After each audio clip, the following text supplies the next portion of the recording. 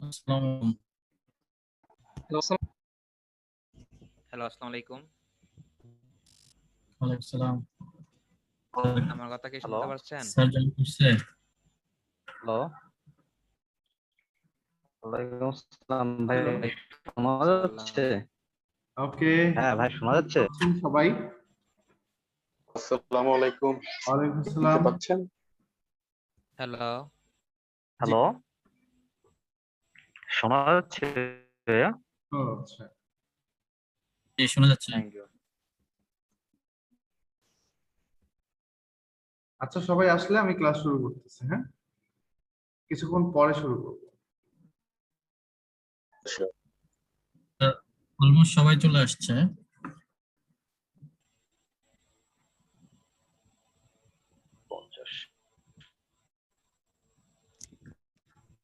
কয়জন জয়েন করছে? 52 পার্টিসিপেন্ট, 53,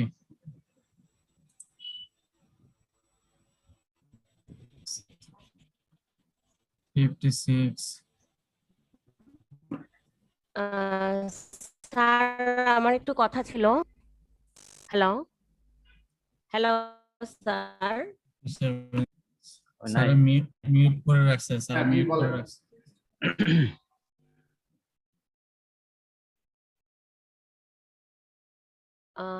একটু পরে বলছি, আমি আগে একটু অডিওটা করে নেই। আমার কথা কি শোনা যাচ্ছে?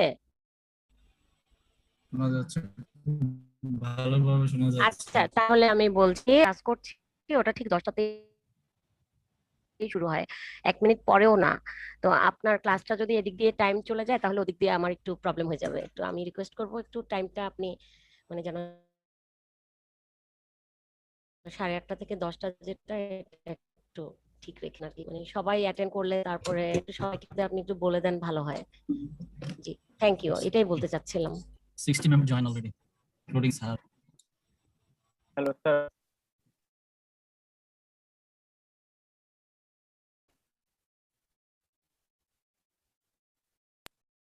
একটা কোশ্চেন ছিল এসইওর ব্যাপারে। কোশ্চেন করি, শুনতে পাচ্ছেন?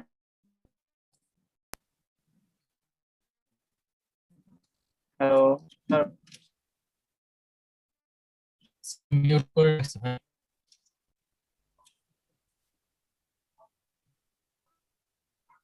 62 পার্টিসিপেন্ট।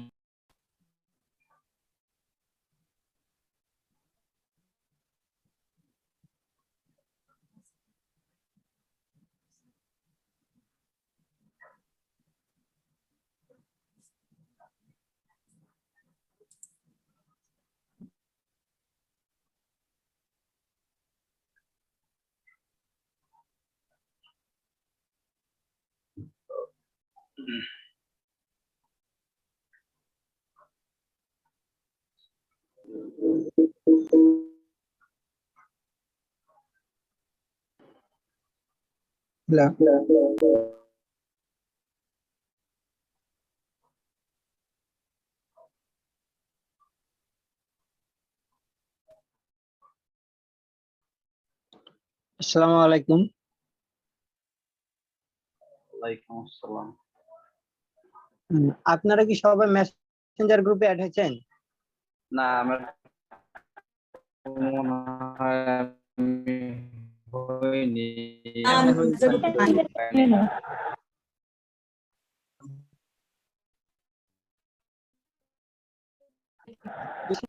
গ্রুপ খুলতে লেট করি, তো আমরা এখান থেকে একটা খুলে ফেলি, তো সেখান থেকে পরে খুলে দিবে। সেটাই বেটার হয়। মেসেঞ্জার গ্রুপ খুলেছে।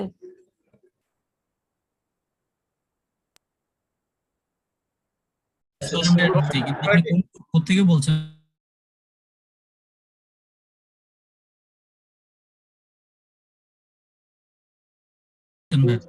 যারা ছিলেন তারা তো একটা গ্রুপে অ্যাড হয়েছে অলরেডি, আমরা তো অনেকেই অ্যাড হইলাম দেখলাম হ্যাঁ, কোনটাতে।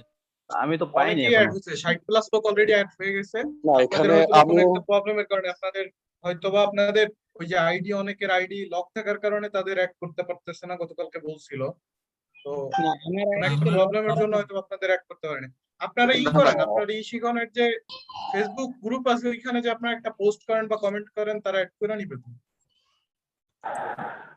আমার তো প্রোফাইল লক না, তারপরে তো অ্যাড পাচ্ছি না। আপনি একটু এই যে লিংকে দিয়ে রাখেন, ওনারা হয়তো বা চেক করে আপনাকে অ্যাড করে নেবে। আজকে লিংক দিয়ে রাখছি। লিংক তো দিছি গতকালকে, তারপর আজকে আবার দিব। ভাইয়া আপনি রিকোয়েস্ট মেসেজটা চেক করেন। আচ্ছা, মেসেঞ্জার এখন আমি অ্যাড করব না, ক্লাসের শেষে এগুলো করব। একজন কিছু একটা প্রশ্ন করতেছিলেন, প্রশ্নটা করেন, প্রশ্নটা শেষ হয়ে গেলে আমি ক্লাস শুরু করে ফেলবো ইনশাআল্লাহ। জি স্যার। কোনো প্রশ্ন নাই? স্যার আছে স্যার, এসইও এর জন্য কোন প্রোগ্রামিং ল্যাঙ্গুয়েজটা শিখতে কি কোনো ম্যান্ডেটরি কোনো প্রোগ্রামিং ল্যাঙ্গুয়েজ?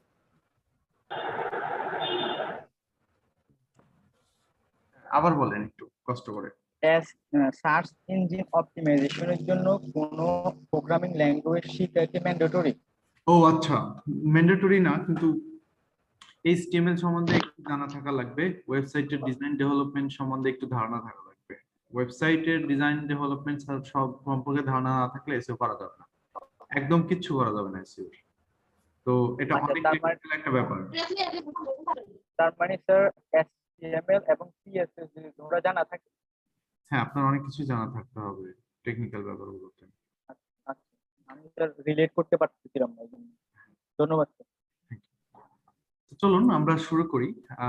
আমাদের জি, এই কোর্সটাতে আমরা প্রথম জুমাইদ এবং পাসওয়ার্ড দেন। একটা হেল্প দরকার ছিল ভাই, আপনার এই আইডি পাসওয়ার্ডটা একটু লাগবে, কারণ আমার মানে মানে আরেকজন আছে, ও ঢুকতে পারতেছে না। এই কোর্স থেকে আরেকজন আছে, ও মানে আইডি পাসওয়ার্ড দিচ্ছে, বাট সে ও আইডিতে ঢুকতে পারতেছে না, কি এরর দেখাচ্ছে বারবার। একটু আপনার এই মিটিং এর আইডি এন্ড পাসওয়ার্ডটা দিলে ভালো হতো। একজন লিখছে আমি সবার কথা শুনতে, এই যে লিংকটা দেন, কিছু লাগবে না আর। আচ্ছা, একজন লিখছে আমি সবার কথা শুনতে পাই কিন্তু আমার কথা কেউ শুনে না, দয়া করে একটু দেখবেন। আচ্ছা, আপনার কথা শুনতে পায় না, আপনি মনে হয় পিসি থেকে জয়েন করেছেন, আপনার হেডফোন নাই, কিভাবে শুনতে বলেন? আপনি এসএমএস করবেন। তো চলুন আমরা একটু শুরু করি। গতদিন আমরা জেনেছিলাম ডিজিটাল মার্কেটিং কি, ডিজিটাল মার্কেটিং এর মধ্যে কি কি ট্যাকটিক্স আছে, কি কি ব্যাপার আছে, এই ব্যাপারগুলো আমরা দেখছিলাম। তো এখন আমরা ডিজিটাল মার্কেটিং এর যে প্রথম ধাপ হচ্ছে সার্চ ইঞ্জিন অপটিমাইজেশন বা এসইও।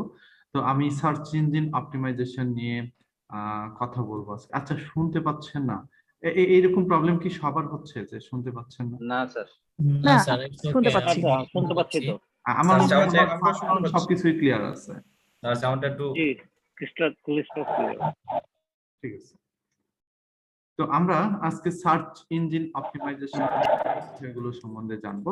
ইন্টারেস্টিং একটা টপিক। তো আপনাদের কিছু বলতে হবে না, না শুনতে পারলে আমাকে একটু জানায়, আমি আপনাদের সবাইকে মিউট করে দিলাম। আর আপনার কথা শোনা লাগবে না এখন, আপনি এসএমএস করেন, পরে দেখতেছি কি প্রবলেম, ক্লাসটা শুরু করা দরকার। তো আমাদের এই কোর্সের টপিকের নাম হচ্ছে সার্চ ইঞ্জিন অপটিমাইজেশন বা এসইও। সরি, আজকে ক্লাসের টপিক হচ্ছে সার্চ ইঞ্জিন অপটিমাইজেশন বা এসইও। তো আমরা দেখব এসইও কি এবং এসইও কিভাবে কাজ করে এবং সার্চ ইঞ্জিন কিভাবে কাজ করে, সার্চ ইঞ্জিন রোবট গুলো কিভাবে কাজ করে, এই সমস্ত বিষয়ে। তো যদিও ব্যাপারগুলো একটু টেকনিক্যাল, তো একটু কষ্ট করে আপনারা বোঝার চেষ্টা করবেন। আর যদি কোনো কিছু না বুঝেন, সাথে সাথে সেটা লিখে গুগলে সার্চ দেবেন। আপনাদের সবারই তো হাতের কাছে মনে হয় মোবাইল প্লাস ল্যাপটপ আছে, তাই না? তো আপনারা এই যে টপিক গুলো বুঝবেন না, সে ধরেন আমি ক্রলার বললাম, ক্রলার শব্দটা বুঝলেন না, আপনি ক্রলারটা লিখে সাথে সাথে গুগলে সার্চ দিয়ে দিবেন। ওকে, তো এখানে সার্চ ইঞ্জিন অপটিমাইজেশনের বেসিকের উপরে আমার যে স্লাইডটা আছে আমি সেটা ওপেন করতেছি, দেখেন। তো ডিজিটাল মার্কেটিং এ এসইও ছাড়া কিন্তু একদমই হবে না, আমি বলে দিচ্ছি, আবারও বলে দিচ্ছি, এসইও ছাড়া একদমই হবে না। তো এসইওটা খুব মনোযোগ দিয়ে শিখবেন। আমাদের প্রথম 12 থেকে 14টা ক্লাস এই এসইও এর উপরে হবে। তো আমরা খুব ভালোভাবে এই জিনিসটা দেখব এবং নিজেরা প্র্যাকটিস করব। যদি পারি নিজেরা ওয়েবসাইট কিছু ক্রিয়েট করে নেব, আর যদি ওয়েবসাইট ক্রিয়েট করতে না পারি তাহলে আমাকে বলবেন, আমি আপনাদের আলাদাভাবে কাজ দিব, ঠিক আছে? ওকে, যারা শুনতে পাচ্ছেন না তাদের জন্য আসলে কিচ্ছু করা নাই আমার।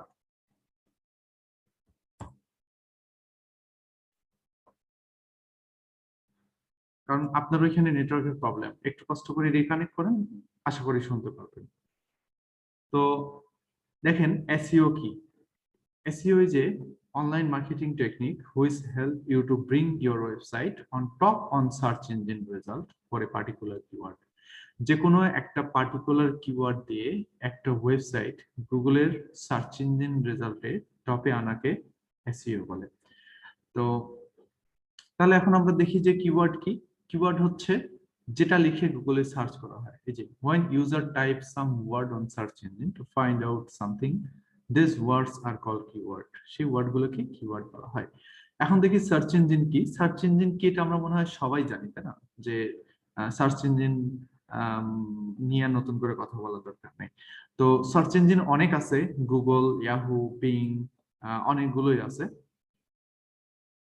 ইংলিশে খুব দুর্বল, আমাকে দিয়ে হবে না, সমস্যা নেই, হবে। তো এই অনেকগুলো সার্চ ইঞ্জিনের মধ্যে সবচেয়ে পপুলার কোনটা? গুগল, তাই না? গুগল সবচেয়ে পপুলার সার্চ ইঞ্জিন।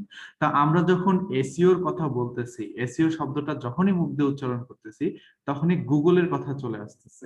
আমরা তো বলতেছি না যে একবার ইয়াহুতে এসইও করব, তাই না? বলতেছি না কেন? কারণ হচ্ছে যে ওয়ার্ল্ডের মধ্যে 90 বা 95% ইউজার বর্তমানে গুগল ব্যবহার করে। যে কোনো কিছু লিখে সার্চ করার জন্য তারা গুগলে যায়, এবং গুগলের সার্চ রেজাল্ট অনেক ফ্রেশ। তো আমরা একটু দেখি যে গুগলকে মানুষ কেন এত পছন্দ করে। তো চলুন আমরা কিছু স্পেসিফিক কিওয়ার্ড দিয়ে আজকে গুগলে সার্চ দেব। লাইক দেখেন একটু কিওয়ার্ড গুলো, যে প্রথমে একটা কিওয়ার্ড লিখে সার্চ দিলাম। কিওয়ার্ডটা হচ্ছে যে টুইটার। টুইটার লিখে সার্চ দিলাম ফার্স্টে, হ্যাঁ, ওকে। তারপরে দ্বিতীয়ত আমি আরেকটা কিওয়ার্ড দিয়ে সার্চ দিব। তারপরে আমি দ্বিতীয়ত একটা কিওয়ার্ড দিয়ে সার্চ দেবো, সেটা হচ্ছে রেস্টুরেন্ট ইন ঢাকা। তারপরে আমি একটা কিওয়ার্ড দিয়ে সার্চ দেবো যে mobile repairing shop in Rajshahi. আমি এই শহরে কি মোবাইল রিপেয়ারিং শপ আছে দেখতে চাচ্ছি। Restaurant in Dhaka, mobile repairing shop in Rajshahi.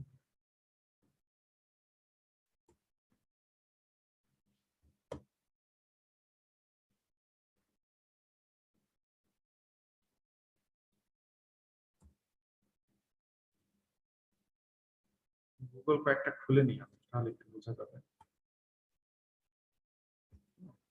আচ্ছা, তারপর আমি লিখলাম হচ্ছে insurance company list in Bangladesh বা ইউএসএ, যেখানে খুশি লিখতে পারেন, সমস্যা নেই। তারপর আমি লিখলাম যে how to cook chicken. Okay, how to cook chicken. তারপরে আমি যে কোনো একটা ওয়ার্ড ডিফাইন এসইও এটা লিখলাম। তারপর হচ্ছে হাউ টু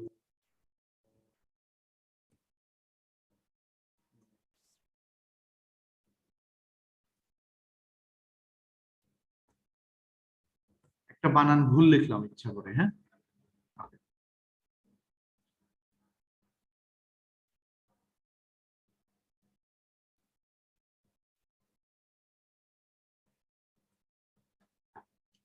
শুরু থেকে দেখেন আমি টুইটার লিখে সার্চ করেছিলাম, এখানে হাতের ডান পাশে দেখেন টুইটার সম্বন্ধে একটা সুন্দর ডিটেলস পেয়ে যাচ্ছি আমি, তাই না? তারপর এখানে রেজাল্টের ভেতরে কিছু টপ স্টোরিজ দেখতে পাচ্ছি। তারপর নিচের দিকে আসি, নিচের দিকে আসার পর আমি লিখেছি রেস্টুরেন্ট ইন ঢাকা, অনেকগুলো অ্যাড শো করলো। তারপরে আরেকটু নিচে যদি আমি আসি, দেখেন এখানে অনেকগুলো ম্যাপ দেখাচ্ছে আমাকে অ্যাড্রেসের মধ্যে। তারপরে সেই গুগল মাই বিজনেস পেজ গুলো আমাকে দেখাচ্ছে। না, রিপিট করা একটু সমস্যা, আমি এখনো কিছু শুরুই করিনি, রিপিটের তো কথাই ওঠে না। তো এখানে দেখেন এই কিওয়ার্ড দিয়ে সার্চ করার পরে কিছু ম্যাপ আসলো, কিছু গুগল মাই বিজনেস পেজ আসলো। এগুলোকে গুগল মাই বিজনেস পেজ বলে, হ্যাঁ। এগুলো গুগল ম্যাপ থেকে ক্রিয়েট করতে হয়, এগুলো খোলার অনেক সুবিধা আছে। আমরা এই কোর্সের মধ্যে এগুলো করা শিখবো, হ্যাঁ। আমাদের ক্লায়েন্টের বিজনেসও আমরা করে দিব, নিজেদের জন্যও করব। এটা যদি করে দিতে পারেন, এক একটা জিএমবি ভেরিফাই করে দিলে $100-150 করে পাবেন, ঠিক আছে? খুব দামি একটা কাজ। তো যাই হোক, তো খেয়াল করে দেখেন এগুলোর রিভিউ দেখতে পাচ্ছি, রেস্টুরেন্ট গুলোর রিভিউ দেখতে পাচ্ছি, সেগুলো খোলা কি বন্ধ সেগুলো হয়তো বা এখান থেকে দেখা যাচ্ছে না। তারপরে নিচের দিকে আসি, আর তেমন কিছু নাই। এখানে দেখেন মোবাইল রিপেয়ারিং শপ, তো এই mobile repairing shop in Rajshahi লিখেছি আমি, রাজশাহীতে মোবাইল রিপেয়ারিং শপ কোনগুলো আছে জানতে চাচ্ছি। এখানে কয়েকটা মোবাইল রিপেয়ারিং শপের নাম দেখাচ্ছে 3টা জায়গায় 3টা পয়েন্টে, আর তার মধ্যে কোনটা খোলা সেটা আমরা এখানে দেখতে পেলাম। হ্যাঁ, সরি, কোনটা বন্ধ এটা খোলা জানতে পারছি, এটা আমরা এই যে দেখেন এটা খোলা আছে। তারপরে এখানে insurance company list in Bangladesh লিখে সার্চ দিলাম, দেওয়ার পরে আমাকে ফার্স্টেই কিছু কোম্পানির লিস্ট এখানে ফোন নাম্বার সহ দিয়ে দিয়েছে গুগল। তারপরে এখানে দেখেন হাউ টু কুক চিকেন লিখলাম, লেখার পরে এই যে খেয়াল করে দেখেন খুব সুন্দরভাবে কিছু আমাকে চিকেন রেসিপি শো করলো। তারপরে দেখেন মানুষ আরো কি কি লিখে গুগলে সার্চ করে সেগুলো আমাকে জানালো। তারপরে আমাকে কিছু ভিডিও সাজেস্ট করলো। হ্যাঁ, খুব সুন্দর করে আমাকে ভিডিও সাজেস্ট করলো। তারপরে আমি একটা বিষয়কে ডিফাইন করতে বলেছি, দেখেন সেটাকে ঠিক ভালো করে ডিফাইন করলো এবং এখানে গুগল ডিকশনারি থেকে বের করে আমাকে দেখায় দিল। তারপরে আমি একটা ওয়ার্ড ভুল লিখেছি, তারপরে আমাকে বলতেছে যে তুমি কি এটা না, তুমি কি এটা লিখে সার্চ করছো, তো আমাকে সে সেটা ঠিক করে দিল, বানানটা ঠিক করে দিল। তাহলে এই যে দেখেন গুগল কতটা স্মার্ট, আমরা যখন যে কিওয়ার্ড লিখে সার্চ করতেছি তখন গুগল আমাকে সেই কিওয়ার্ডের জন্য আলাদা আলাদা রেজাল্টের পেজ দেখাচ্ছে। তার মানে গুগল জানে যে কোন কিওয়ার্ড দিয়ে আমাকে কি ধরনের রেজাল্ট দেখাতে হবে। ঠিক আছে,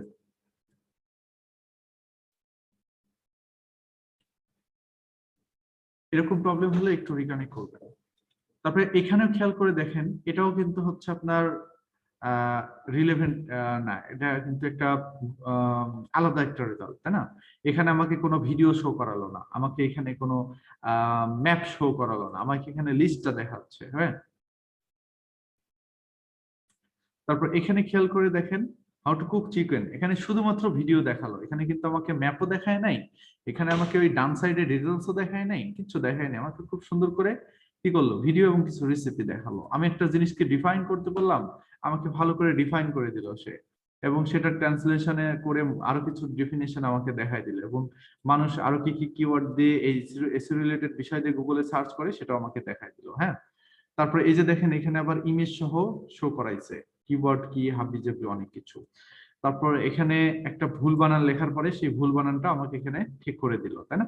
তো এই যে আমাদের যে কাজটা, এই কাজটা আমরা কিভাবে করলাম, মানে একটা ওয়েবসাইট গুগলের যে র্যাঙ্ক করানোর যে কাজটা, এটা কতটা ইম্পর্টেন্ট একটা কাজ আপনারা বুঝতে পারছেন যে গুগল কি কেন টার্গেট করতেছি। আরো অনেক সার্চ ইঞ্জিন আছে, ইয়াহুতে যে এইভাবে সার্চ করে এই জিনিসটা দেখতে পারবেন না, এইভাবে আপনাকে আলাদা আলাদা কিওয়ার্ড দিয়ে আলাদা আলাদা রেজাল্ট দেখাবে না।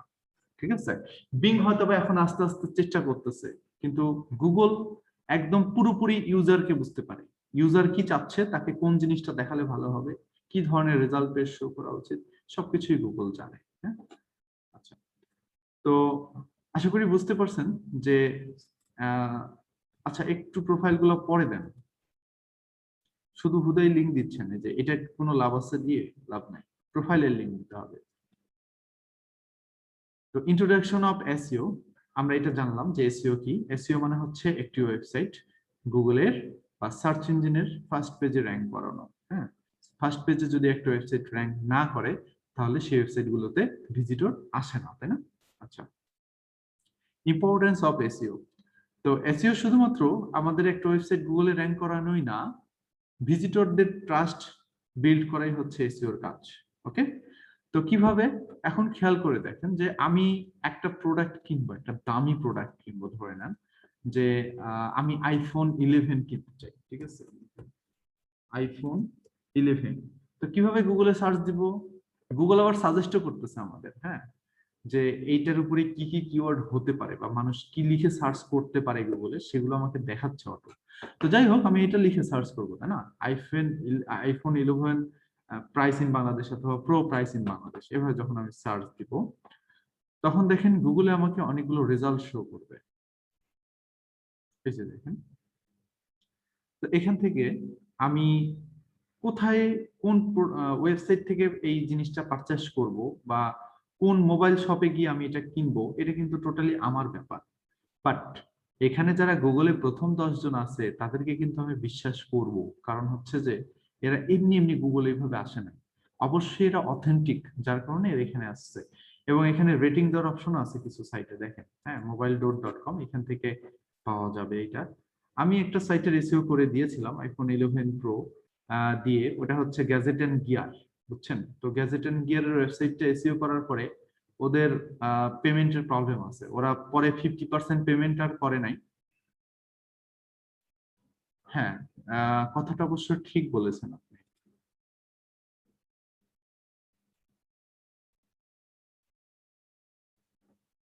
কিওয়ার্ড সার্ভার থাক, গ্রামারলি থাক, এটা থাক, এটা আচ্ছা সরি, এটা র্যাঙ্ক আছে, র্যাঙ্কটা থাক, ওয়াচ পার্টটা এই মুহূর্তে লাগবে না, এটা লাগবে না, এটা লাগবে না, এটা থাক, এটা দরকার নাই, এটা এই মুহূর্তে লাগবে না, এটা দরকার নাই, এটা একটু থাক, এটা থাক, এটা থাক,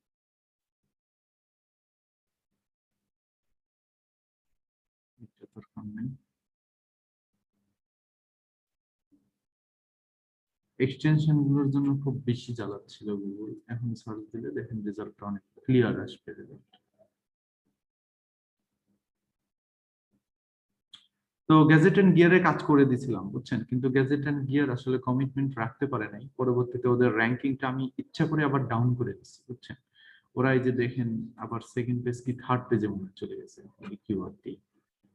ওরা আগে 1 নম্বরে র্যাঙ্ক করতে, একদম আইফোন 11 বা এই ধরনের কিওয়ার্ড দিয়ে যে কোনো কিওয়ার্ড দিয়ে সার্চ করে তারা 1 নম্বরে আসতো, নাই টোটালি চলে গেছে, নেগেটিভ এসইও করে দিচ্ছে সাইটের মধ্যে।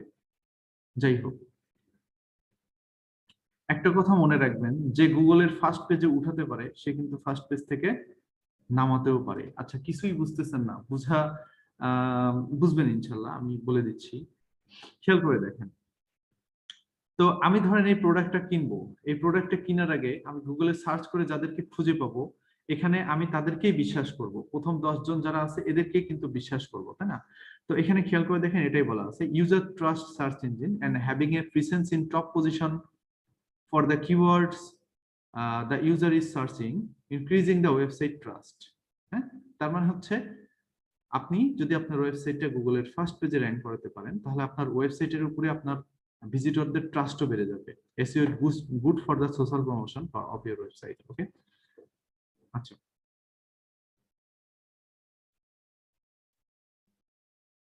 আপনার ওখানে প্রবলেম, আমার এখানে না, আমার ডিসপ্লে প্রবলেম করতেছে। আচ্ছা দাঁড়ান, আমি একটু রিকানেক্ট করি। এখন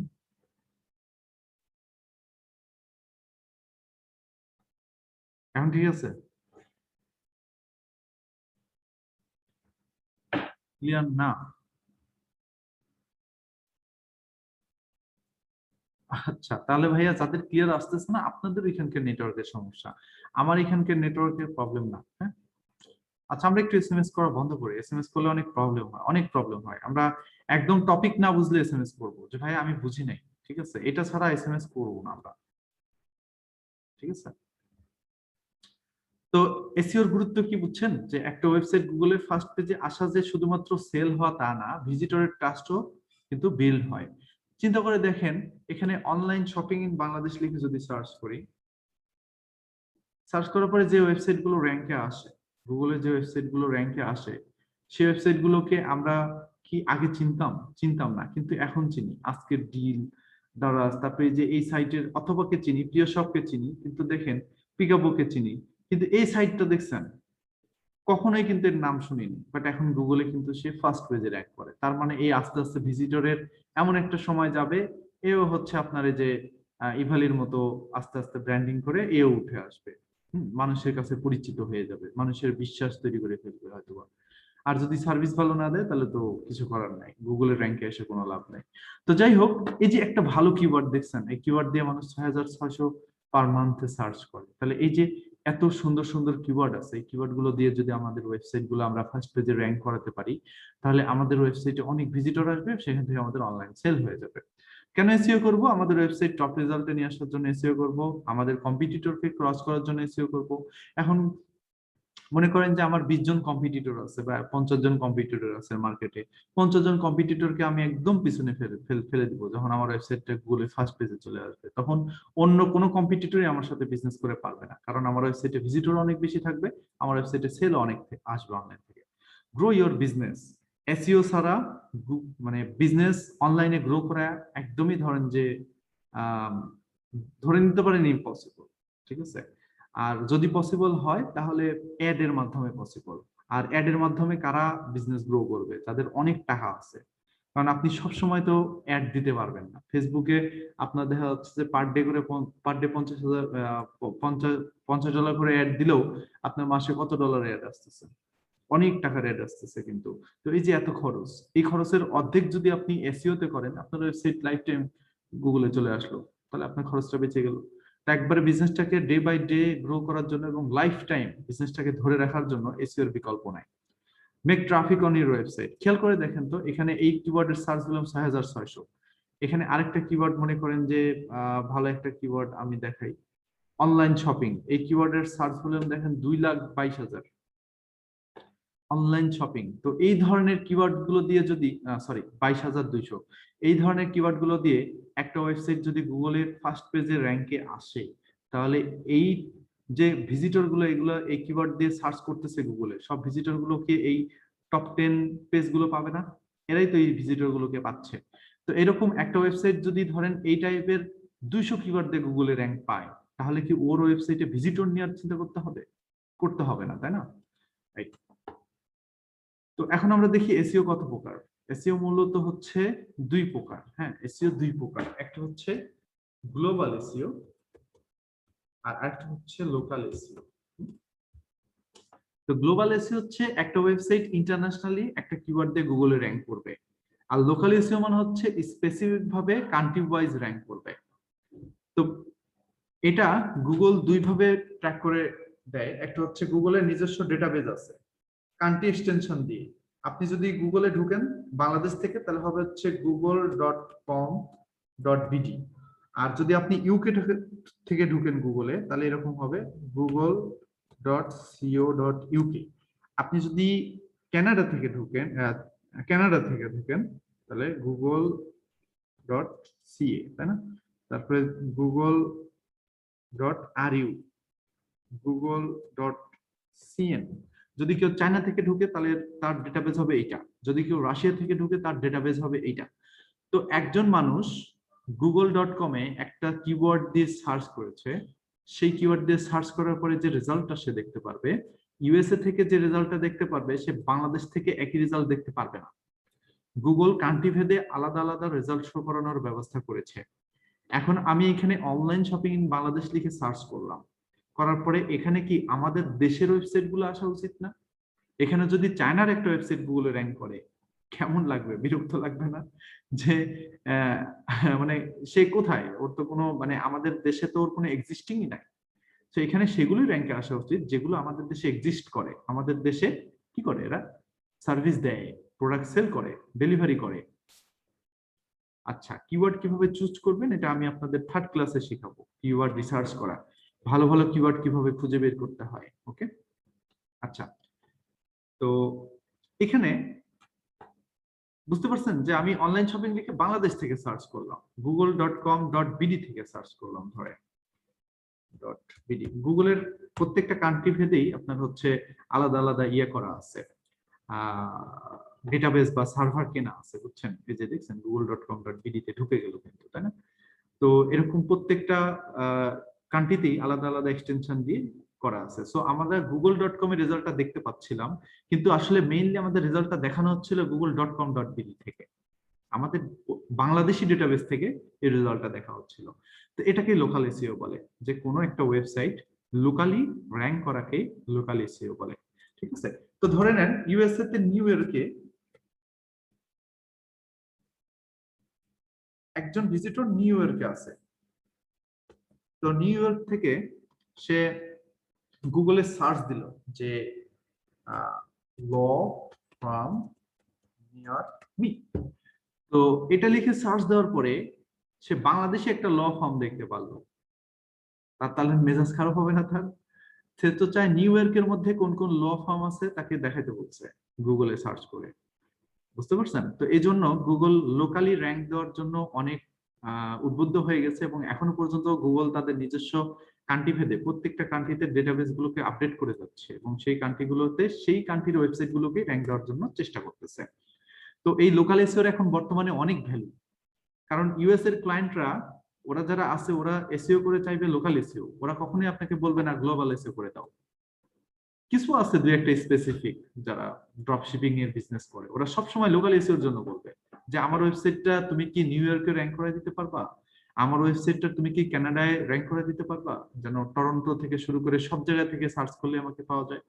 তারপরে আপনাকে বলবে যে আমার ওয়েবসাইটটা কি জার্মানিতে ফুল র্যাঙ্ক করে দিতে পারবা, যে শুধু জার্মানিতে সার্চ করে পাওয়া যাবে। তো এরকম ভাবে আমাদের গ্লোবালি র্যাঙ্কের জন্য কি করা হয়? গ্লোবালি র্যাঙ্কের জন্য কিছু করা হয় না। গ্লোবালি র্যাঙ্কের জন্য আমাদেরকে কাজ করেও খুব একটা বেশি লাভ হবে না। আপনি জাস্ট একটা কাজই করতে পারেন, ইউএসএ টার্গেট করে কাজ করতে পারেন, তাহলে আপনার ওয়েবসাইট অটোমেটিক্যালি গ্লোবালি র্যাঙ্কে চলে যাবে। বুঝা গেছে? বাংলাদেশে বসে যদি ইউএসএ টার্গেট করে কাজ করেন তাহলে অটোমেটিক্যালি আপনি গ্লোবালে বাকি জায়গাগুলোতেও র্যাঙ্ক পেয়ে যাবেন। বুঝতে পারছেন?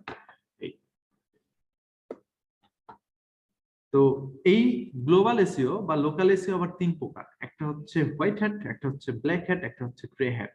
এখানে চিন্তা করে দেখেন এই ওয়েবসাইটটা যে গুগলের র্যাঙ্কে আসছে, এখানে আজকের ডিল 1 নম্বরে আসছে, এ কিন্তু হোয়াইট হ্যাট এসইও করে এসেছে অনেক কষ্ট করে। একটা ওয়েবসাইট নরমালি গুগলে ফার্স্ট পেজে র্যাঙ্ক করতে সময় লাগে 6 মাস, 4 থেকে 6 মাস সময় লাগে। তো কিওয়ার্ড ভেদে যে কিওয়ার্ড গুলো একটু বেশি কম্পিটিটিভ সেই কিওয়ার্ড গুলো দিয়ে গুগলে র্যাঙ্ক পেতে আরেকটু বেশি সময় লাগতে পারে, হ্যাঁ, কখনো 8 মাস 1 বছরও সময় লাগে। তাহলে এই যে এই ওয়েবসাইট গুলো এত কষ্ট করে এখানে গুগলে ফার্স্ট পেজে এসেছে, তো এই সাইট গুলো গুগলের কথা শুনে হোয়াইট হ্যাট এসইও করে এখানে এসেছে। আর যেগুলো ব্ল্যাক হ্যাট এসইও সেগুলো হয়তো বা গুগলের ফার্স্ট পেজে আসতে পারে কিন্তু টেম্পোরারি, কিছুক্ষণের জন্য। গুগল যখনই বুঝে যে গুগলের রোবট গুলোকে ধোকা দিয়ে এখানে ফার্স্ট পেজে আসা হয়েছে, সাথে সাথে গুগল এখান থেকে তাকে ফেলে দেয় এবং গুগল থেকে ব্যান করে দেয়, যেন ওয়েবসাইট জীবনে আর কখনো গুগলে র্যাঙ্ক না করতে পারে। ঠিক আছে? তো ব্ল্যাক হ্যাট এসইও আর গ্রে হ্যাট এসইও হচ্ছে যে আপনার হোয়াইট হ্যাটও না ব্ল্যাক হ্যাটও না, মাঝামাঝি কিছু একটা। তো যেটা যদি আপনি করেন খুব বেশি সমস্যা নাই, কিন্তু যদি ধরা খেয়ে যান তখন আবার সমস্যা আছে আর কি। হ্যাঁ, তো আমরা আসলে এই ধরনের ব্ল্যাক হ্যাট গ্রে হ্যাট কিছুই করব না, আমরা জাস্ট ওই জিনিসগুলোর সাথে পরিচিত থাকবো যে এটা ব্ল্যাক হ্যাট, এটা করা যাবে না। ঠিক আছে? তো আমরা সবসময় হোয়াইট হ্যাট এসইও করব, কারণ মার্কেটে হোয়াইট হ্যাট এসইওর কাজ সবচেয়ে বেশি, ক্লায়েন্ট আমাদেরকে হায়ার করবে হোয়াইট হ্যাট এসইওর জন্য। তো চলুন দেখি হোয়াইট হ্যাট এসইও কয় প্রকার। হোয়াইট হ্যাট এসইও হচ্ছে আবার 2 প্রকার। আচ্ছা, এই টপিকটা আবার রিপ্লাই করব। আচ্ছা, হোয়াইট হ্যাট এসইও হচ্ছে গুগলের রুলস মেনে একটা ওয়েবসাইটের এসইও করে গুগলে র্যাঙ্ক করানো। আর ব্ল্যাক হ্যাট এসইও হচ্ছে গুগলের যে রোবট গুলো আছে তাদেরকে ধোঁকা দিয়ে একটা ওয়েবসাইট এখানে ফার্স্ট পেজে নিয়ে আসা, এটা ব্ল্যাক হ্যাট এসইও বলে। তো গুগলে মূলত র্যাঙ্ক করতে সময় লাগে 6 মাস এবং গুগল একটা ওয়েবসাইটের 200টা বিষয় বিবেচনা করে এখানে ফার্স্ট পেজে র্যাঙ্ক দেয়। অনেক ভেবে চিন্তে দেখে সবকিছু চিন্তা করে তারপরে এখানে সাইটটাকে স্থান দেয়। তো এটা অবশ্যই হোয়াইট হ্যাট। 6 মাস ধরে যেটা এখানে র্যাঙ্কে কাজ করে এখানে র্যাঙ্কে এসেছে সেটা অবশ্যই হোয়াইট হ্যাট, মানে গুগলের কথা শুনে গুগলের রুলস মেনে এখানে এসেছে। আর অনেকেই ব্ল্যাক হ্যাট এসইও করে, ব্ল্যাক হ্যাট এসইও হচ্ছে গুগলকে ধোঁকা দিয়ে এসইও করা, এটা করা যাবে না। হ্যাঁ, গ্লোবাল এসইও লোকাল এসইও দুইটারই পার্ট। ঠিক আছে? তো হোয়াইট হ্যাট এসইও 2 প্রকার, একটা হচ্ছে অর্গানিক, একটা হচ্ছে পেইড। আমরা এখন যেটা দেখতেছি এই যে এতটুকু পর্যন্ত আজকের ডিল থেকে যতটুকু দেখতেছি রেজাল্ট, এগুলো হচ্ছে অর্গানিক রেজাল্ট, মানে ফ্রিতে এখানে এসেছে, গুগলকে কোনো রকমের কোনো পে করতে হয় নাই। এখানে 1 নম্বরে থাকার জন্য গুগলকে কোনো টাকা দিতে হচ্ছে না। ঠিক আছে? তো এটাই হচ্ছে অর্গানিক এসইও, অর্গানিক ভাবে 6 মাস 8 মাস ধরে কাজ করে করে কষ্ট করে গুগলে র্যাঙ্ক করা, এটা হচ্ছে অর্গানিক এসইও। আর পেইড এসইও মানে হচ্ছে এই 6 মাস 8 মাস বুঝি না, গুগলকে টাকা দিব, গুগল আমার ওয়েবসাইট এখানে রাখবে, টাকা দিব না, গুগল সাথে সাথে এখান থেকে ফেলে দিবে। এই যে এই পাশে অ্যাড লেখা যেগুলো দেখতেছেন এগুলো সব পেইড এসইও। ঠিক আছে? অ্যাড দিয়ে এখানে আসছে এরা, আলি এক্সপ্রেস, তারপরে এরা গুগলকে টাকা দিচ্ছে, যার কারণে এই ধরনের কিওয়ার্ড দিয়ে এরা ফার্স্ট পেজে আছে, 1 নম্বরে আছে, 2 নম্বরে আছে। বুঝছেন? তো তো এরা যদি গুগলকে টাকা দেওয়া বন্ধ করে দেয় আজকে, তাহলে আজকে এখান থেকে এরা চলে যাবে, সরে যাবে, বুঝতে পারছেন? তো এই হচ্ছে পেইড এসইও, আশা করি বুঝতে পারছেন। তো গুগলে অ্যাড দেওয়ারও অনেক প্রসেস আছে। গুগল অ্যাডওয়ার্ড নামের একটা অপশন আছে, সেখান থেকে গুগলে এই ধরনের অ্যাড গুলো দেওয়া আছে এবং গুগলকে পেমেন্ট করতে হয়, ক্রেডিট কার্ড দিয়ে পেমেন্ট করতে হয়। করলে গুগল আপনি সিলেক্ট করে দেন যদি যে 3 দিন এখানে রাখতে হবে, তাহলে গুগল আপনাকে 3 দিন রাখবে। 3 দিন পরে আপনার টাকা শেষ হয়ে গেলে গুগল আপনাকে এখান থেকে ফেলে দিবে, বাই বাই। আর এখানে যারা গুগলের র্যাঙ্কে আছে এরা কিন্তু বছরের পর বছর ইচ্ছা হলে এখানে থাকতে পারবে, কোনো টাকা পয়সা গুগলকে দিতে হচ্ছে না, যতদিন খুশি এখানে র্যাঙ্কে থাকতে পারবে তারা, যদি বড় কোনো কম্পিটিটর না আসে এবং একে সরানোর চেষ্টা এখান থেকে না করা হয়, ঠিক আছে? তো আশা করি বুঝতে পারছেন যে অর্গানিক এসইও, পেইড এসইও কি।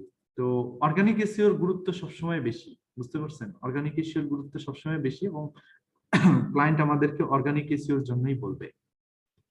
তো অর্গানিক এসইও আবার 3 প্রকার, একটা হচ্ছে অন পেজ এসইও, একটা হচ্ছে টেকনিক্যাল এসইও, একটা হচ্ছে off page SEO. Black hat এসইওর মধ্যে অনেক কিছুই আছে, বুঝছেন? Blocking, keyword stuffing,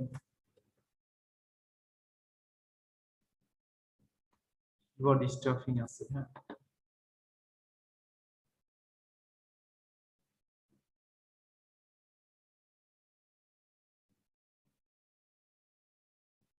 Blocking for SEO.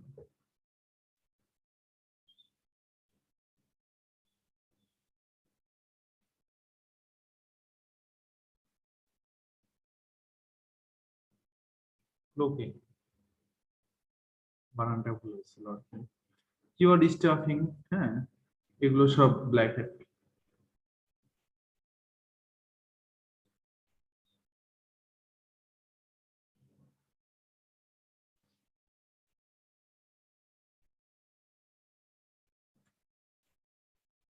তো এগুলো সব ব্ল্যাক হ্যাট এসইও টেকনিক। যে cloaking is search engine optimization technique that content presented in the spider, সব ব্ল্যাক হ্যাট টেকনিক, এগুলো কিছু করা যাবে না। হ্যাঁ, এগুলো সম্বন্ধে হয়তো বা জানা থাকতে পারে বা না জানাই ভালো, এগুলো নিয়ে আপনারা স্টাডি করেন না, ঠিক আছে? এগুলো হয়তো আমরা হ্যাকিং নিয়ে কাজ করি বা আমরা স্টাডি করি, সবকিছু আমরা এগুলো নিয়ে জানি, কিন্তু আপনাদের এগুলো না জানলেই হবে, এগুলো করা যাবে না, ঠিক আছে? আরো কয়েকটা মেথড আছে, লিংক স্প্যামিং আছে, না এটা করে কোনো প্রফিট নাই আসলে, কারণ গুগল বুঝতে পারে, সব বুঝতে পারে, গুগল এত স্মার্ট, গুগল বুঝে না এমন কিচ্ছু নাই। হয়তো চেষ্টা করে যাবে কিন্তু আসবে না, যদিও আসে 2, 4, 5 মিনিট বা 1 ঘন্টার জন্য, তারপরে চলে যাবে।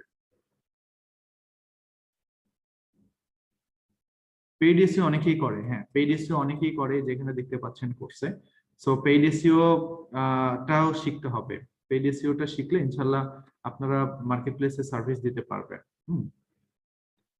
ভাই এগুলো পরে অ্যানসার দিব, টপিকের বাইরে চলে যাচ্ছি।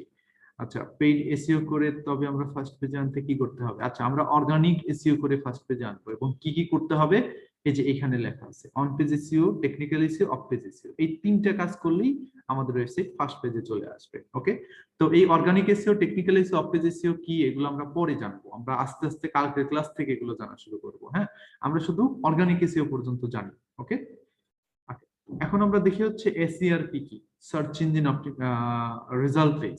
এখানে একটা কিওয়ার্ড দিয়ে আমি যে সার্চ দিয়েছি, দেওয়ার পরে আমাদের সামনে গুগল পেজ গুলো শো করেছে। এটা হচ্ছে 1 নাম্বার পেজ। আমরা যদি 2 ক্লিক করি তাহলে আমরা কোথায় যাব?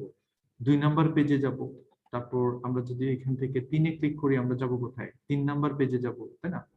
তো এটা হচ্ছে 3 নাম্বার পেজ বা থার্ড পেজ বলা হয়। এই যে পেজগুলোতে আমি ভিজিট করতেছি, প্রত্যেকটা পেজই হচ্ছে এসইআরপি বা সার্চ ইঞ্জিন রেজাল্ট পেজ। তো এই সার্চ ইঞ্জিন রেজাল্ট পেজ কি এখানে লেখা আছে, আমি উদাহরণ দিয়ে আপনাদেরকে দেখাই দিলাম। Okay, search engine result pages are the pages displayed by search engine in response to a query by a searcher. যখনই কোনো কিওয়ার্ড দিয়ে কোনো ভিজিটর সার্চ করে, তাদের সামনে যে পেজগুলো ডিসপ্লে করা হয় এগুলোকেই সার্চ ইঞ্জিন রেজাল্ট পেজ বলে। এই সার্চ ইঞ্জিন রেজাল্ট পেজের মধ্যে সবচেয়ে ভ্যালুয়েবল পেজ কোনটা বলেন তো? দেখি, বলেন দেখি,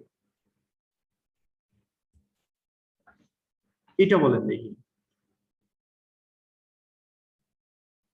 ফার্স্ট পেজ, রাইট, এই তো বুঝতে পারছেন। ওকে, গুড। গুড, আপনারা অনেক ভালো বুঝছেন, আপনাদের দিয়ে হবে কাজ।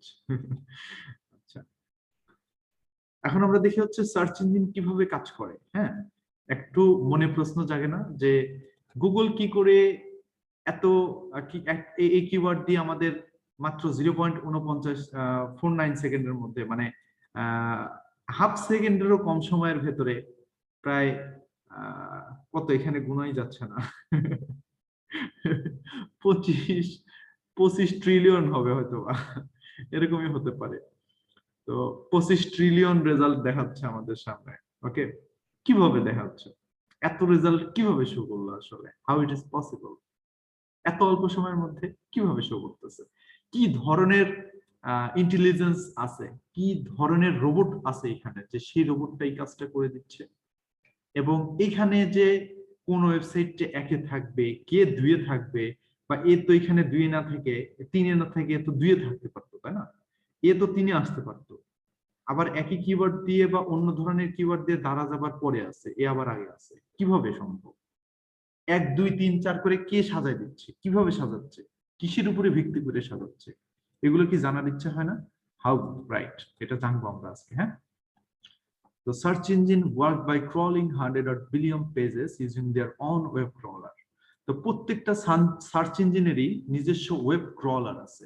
এই ক্রলার গুলোকে রোবট বলা হয়, মানে বাংলা ভাষায় বললে এগুলো রোবট, বুঝছেন? এই প্রত্যেকটা সার্চ ইঞ্জিনের নিজস্ব রোবট আছে এবং অসংখ্য রোবট আছে ওদের। এই রোবট করে কি জানেন? পুরো ইন্টারনেট জগৎ ঘুরে বেড়ায়। আমরা তো জানি যে ইন্টারনেট জগৎ কিন্তু দুইটা, তাই না? একটা হচ্ছে ডিপ ওয়েব, একটা হচ্ছে ডার্ক ওয়েব। সরি, একটা হচ্ছে ডার্ক ওয়েব আর আরেকটা এখন আমরা ব্যবহার করতেছি ইন্টারনেট, তাই না? একটা ইন্টারনেট আর একটা হচ্ছে ডিপ ওয়েব বা ডার্ক ওয়েব। তো এই ইন্টারনেট জগতে যত ওয়েবসাইট আছে, সমস্ত ওয়েবসাইটে এসে ঢুকার চেষ্টা করে। যখনই কোনো নতুন একটা ওয়েবসাইট খোলা হয়, খোলার পরে সেই ওয়েবসাইটটা যখন আমরা লাইভ করে ফেলি, হ্যাঁ, ওয়েবসাইটটা যখন আমরা আপ করে ফেলি সার্ভারে, তখন সাথে সাথে সার্চ ইঞ্জিনের রোবট গুলো ওয়েবসাইটের মধ্যে ঢুকে পড়ে, হুমড়ি খেয়ে ঢুকে পড়ে, ঢুকে ওয়েবসাইটের মধ্যে কি আছে না আছে দেখে সেটা ডেটাবেজে নেওয়া যাবে কিনা চেক করে। হ্যাঁ, তো এই যে তাদের নিজস্ব যে ওয়েব ক্রলার বা ওয়েব রোবট আছে, সেটা দিয়ে আসলে সার্চ ইঞ্জিন কাজ করে। These web crawler are commonly referred to as search engine bot or spider. ওকে, এগুলোকে সার্চ ইঞ্জিন বট অথবা স্পাইডারও বলা হয়। তো গুগলের মেইনলি দুইটা রোবট বা দুইটা স্পাইডার কাজ করে, একটা নাম হচ্ছে ক্রলার আর একটা নাম হচ্ছে অ্যালগরিদম। তো ক্রলারের কাজ কি আর অ্যালগরিদমের কাজ কি আমি আপনাদের সাথে একটু শেয়ার করি। অ্যালগরিদমের কাজ হচ্ছে আগে এক সময় যখন ওই 2009-10 সালের দিকে গুগল ফার্স্ট যখন লঞ্চ হয়, তখন আমার মনে আছে যে আমি টুকটাক ছোটখাটো সার্চ করতাম গুগলে এসে। হ্যাঁ, কিন্তু সার্চ রেজাল্ট গুলো যে খুব বেশি একটা রিচ দেখাইতো বা আমি যেটা চাচ্ছি সেটা যে দিতে পারতাম আমাকে, তা কিন্তু না, কেমন যেন ছিল। হ্যাঁ, অদ্ভুত টাইপের ছিল আর কি। তো সেই সময় আপনার গুগলে এই অ্যালগরিদম রোবট কাজ করতো, বুঝছেন? তখন এই ক্রলার ছিল না। তো অ্যালগরিদম কি করতো? অ্যালগরিদম নিজেই সব জায়গায় যাইতো, ঘুরতো, ওয়েবসাইট গুলোকে বেড়াইতো। ওয়েবসাইট বেড়ানোর পরে হ্যাঁ, তখন ইয়াহু অনেক বেটার ছিল। তখন ইয়াহু গুগলকে বলেছিল যে হচ্ছে চাইলে আমাদের কাছে এটা সেল করে দিতে পারো। তখন গুগল বলছিল না, দরকার নেই। হ্যাঁ, তো এখন ওরা এখন কি একটা ভালো পজিশনে আছে দেখেন, এখন ওয়ার্ল্ডের মধ্যে টপ লিডিং একটা কোম্পানি বলতে পারেন গুগল। ইউটিউব সবকিছুই এখন গুগলের, এভরিথিং গুগলের। এবং এত প্রোডাক্ট আছে গুগলের, আমি আপনাদের তো গতদিন দেখাইলাম যে গুগলের কি পরিমাণে প্রোডাক্ট আছে। এখানে তো কয়েকটা দেখতেছেন। এগুলো ছাড়াও গুগলের নিজস্ব কাস্টমাইজ সার্চ ইঞ্জিন আছে, জানেন? নিজস্ব কাস্টমাইজ সার্চ ইঞ্জিন আছে, সেখান থেকে সব সার্চ করা যায়। যাই হোক, তো এই অ্যালগরিদমই কি করতো? পুরো ইন্টারনেট জগৎ ঘুরে ঘুরে এই সমস্ত ইন্টারনেটে ওয়েবসাইটের ডাটা কালেক্ট করতো, করে সেগুলো তাদের গুগলের ডেটাবেজে জমা রাখতো। প্রত্যেকটা সার্চ ইঞ্জিনের নিজস্ব ডেটাবেজ আছে, ওদের ওয়েব সার্ভার আছে, বুঝছেন? এই দেখেন, সার্চ ইঞ্জিন ডেটাবেজ,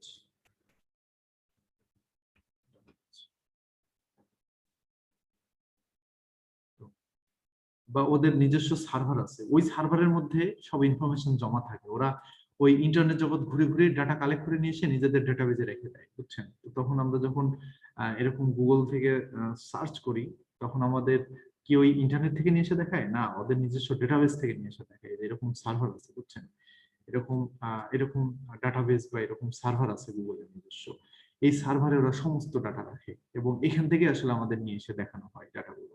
ওকে, তো এই ক্রলার কি করতো, সবগুলো সার্চ করে বের করে নিয়ে এসে ডেটাবেজে জমা রাখতো। আবার যখন আমরা কিছু লিখে সার্চ করতাম, ডেটাবেস থেকে বের করে নিয়ে এসে আমাদের এভাবে 1 2 3 4 করে সাজায় দিত এই গুগল অ্যালগরিদমের যে রোবটটা আছে সেটা। কিন্তু এ আবার কিছু ভুলভাল কাজ করতো। ভুলভাল কাজ হচ্ছে যে এই কাকে একে দিব কাকে দুয়ে দিব এগুলো গুলাই ফেলতো, বুঝছেন? যে সাইট গুলো আপনার ওই যে একটু আগে দেখালাম না keyword stuffing, black hat SEO এর একটা টেকনিক বললাম না, কিওয়ার্ড স্টাফিং। তো যে ওয়েবসাইট গুলো কিওয়ার্ড স্টাফিং করতো ওগুলোকে ধরতে পারতো না একদমই। তো ওইখানে কিওয়ার্ড স্টাফিং করে হুদে এখানে র্যাঙ্কে চলে আসতো, মানে কিওয়ার্ড গুলো রিপিট যত বেশি হতো সেই সাইট গুলোকে কত বেশি গুরুত্ব দিত। ধরেন এখানে অনলাইন শপিং লিখে সার্চ করেছি, এখানে এই সাইটটা গুগলের র্যাঙ্কে আছে। এখন এটাতে ঢোকার পরে দেখলাম যে 1000 বার শুধু অনলাইন শপিং লেখা আছে আর কিচ্ছু লেখা নেই, আমার বিরক্ত লাগবে না? তো গুগল অ্যালগরিদম এটা বুঝতো না। গুগল অ্যালগরিদম বুঝতো যে যার ভিতরে, যে কন্টেন্টের ভিতরে বা যে ওয়েবসাইটের মধ্যে এই কথাটা সবচেয়ে বেশি সংখ্যক বার উল্লেখ আছে সেটাই মনে হয় বেশি পারফেক্ট, এখানে নিয়ে এসে তাকে ফার্স্ট পেজে দেখাই দিত। তখন ভিজিটররা বিরক্ত হতে শুরু করলো। তখন গুগল চিন্তা করলো যে না, এভাবে তো আসলে আর হয় না। কারণ হচ্ছে যে যদি আমরা ফ্রেশ রেজাল্ট না দেখাইতে পারি এবং এই ব্ল্যাক হ্যাকার যারা আছে এদেরকে যদি রিমুভ না করতে পারি এবং এই সাইটকে যদি আমরা গুগল থেকে ফার্স্ট পেজ থেকে এই সমস্ত 2 নম্বর ওয়েবসাইটকে যদি ফেলে না দিতে পারি তাহলে তো আসলে আমাদের হবে না। তখন গুগল অ্যালগরিদমের উপরে একটা সিম্পল আপডেট নিয়ে আসলো, নিয়ে আসে সেই মাসেই বা সেই টাইমেই আরেকটা নতুন রোবট নিয়ে আসলো, এটার নাম হচ্ছে গুগল ক্রলার। তো চলুন দেখে আসি গুগল ক্রলার দেখতে কিরকম।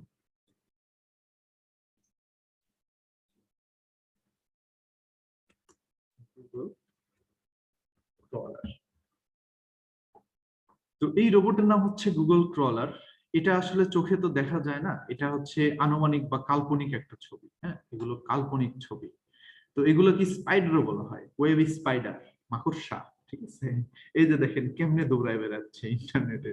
হ্যাঁ, সব ওয়েব পেজে সে দৌড়ায় বেড়ায় এরকম করে মাকড়সার মতো হাইটে বেড়ায়। হ্যাঁ, এই যে এই পেজ থেকে ওই পেজ, এই ওয়েবসাইট থেকে এই ওয়েবসাইট, এইটার থেকে ওইটা, ওইটার থেকে ওইটা, সারাদিন ঘোরাঘুরি করে।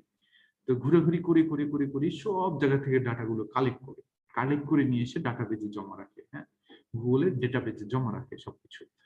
রাখার পরে যখন আমরা কোনো কিছু লিখে সার্চ করি বা ভিজিটর কিছু লিখে সার্চ করে তখন এই রেজাল্টটা নিয়ে এসে রেজাল্ট গুলো শো করার কাজ কিন্তু তখন আর ক্রলার করে না, তখন এই অ্যালগরিদম এই কাজটা করে। তো বুঝতে পারছেন কাজটা কিন্তু ভাগ হয়ে গেল। ধরেন অ্যালগরিদমকে রুটি কিনতে দেওয়া হয়েছে, অ্যালগরিদম শুধু পচা রুটি কিনে, বুঝছেন? তো ওই জন্য গুগল ওকে বলছে ভাই তোমার দরকার নেই পচা রুটি কেনা, তুমি শুধু রুটির দোকানগুলো লিস্ট করে দাও। দিয়ে ক্রলারকে বলছে যে তুমি এক কাজ করো, এখন যায় তুমি রুটি কিনে নিয়ে আসো, কারণ ক্রলার ধরেন যে একবারে ভালো ছাকা রুটি কিনে দিবে। ঠিক আছে, তো মনে হয় বুঝতে পারছেন, উদাহরণ দিয়ে বুঝাই দিলাম আর কি। তো অ্যালগরিদম কন্টেন্ট চিনতে ভুল করতো, ওয়েবসাইটের কোন পেজগুলোকে র্যাঙ্ক দেওয়া উচিত এটা চিনতে ভুল করতো আর কি। হ্যাঁ, তো এখন ক্রলারকে নিয়ে আসার পরে সে আর ভুল করে না। ক্রলার আসার পরে এখান থেকে যে সমস্ত পেজগুলো এই কিওয়ার্ড রিপিটিভ ছিল, যারা থিম কন্টেন্ট মানে 200-300 ওয়ার্ডের কন্টেন্ট লিখেই গুগলে র্যাঙ্ক করতেছিল, সবগুলোকে ফেলে দিয়েছে একদম, ফেলে দিয়ে এই সার্চ ইঞ্জিনকে একদম ফুল ফ্রেশ করে ফেলছে, একদম ফুল ফ্রেশ করে একদম আমাদের সামনে যে এত সুন্দর রেজাল্ট আমরা এখন দেখতে পাই। ঠিক আছে, আরেকবার বলবো? আচ্ছা, ঠিক আছে। তো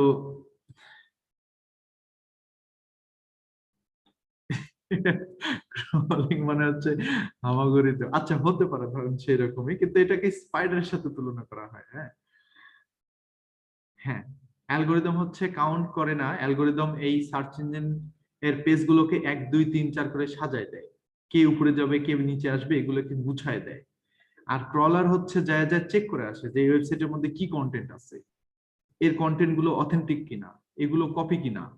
হ্যাঁ, এগুলো কপি কিনা, এগুলো অন্য জায়গা থেকে নিয়ে এসে বসানো কিনা, তারপরে এই কন্টেন্টটা হচ্ছে ফুল অথেন্টিক কিনা, হ্যাঁ এটা ট্রাস্টেড কিনা, এগুলো সে চেক করে, এগুলো সবকিছু দেখে। তারপরে ফোকাস কিওয়ার্ড যেটা আছে, এই ফোকাস কিওয়ার্ডটা এই কন্টেন্টের ভেতরে কতবার বসানো আছে, বেশি রিপিট করা আছে কিনা, হ্যাঁ এবং এই কন্টেন্টের কোয়ালিটি কেমন, এই সবকিছু দেখে সে।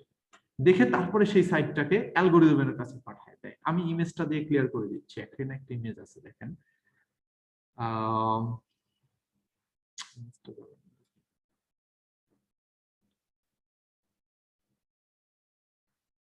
এই যে এই ইমেজটা দেখে ক্লিয়ার হয়ে যাবে। এটা হচ্ছে স্পাইডার। ক্রলার, গুগলের রোবট ক্রলার। এই ক্রলার কি করে একটা ওয়েবসাইটে যাবে, যাওয়ার পরে ওয়েবসাইটটা ক্রল করবে। ক্রল মানে হচ্ছে ভিজিট করা, পুরো ওয়েবসাইটটা ভিজিট করা, এটাকে ক্রল বলা হচ্ছে। হ্যাঁ, তারপরে সেই ওয়েবসাইটের ইনফরমেশন গুলোকে কপি করবে, সে কপি করে নিয়ে এসে সে কি করবে, গুগলের ডেটাবেজে স্টোর করবে, জমা করবে।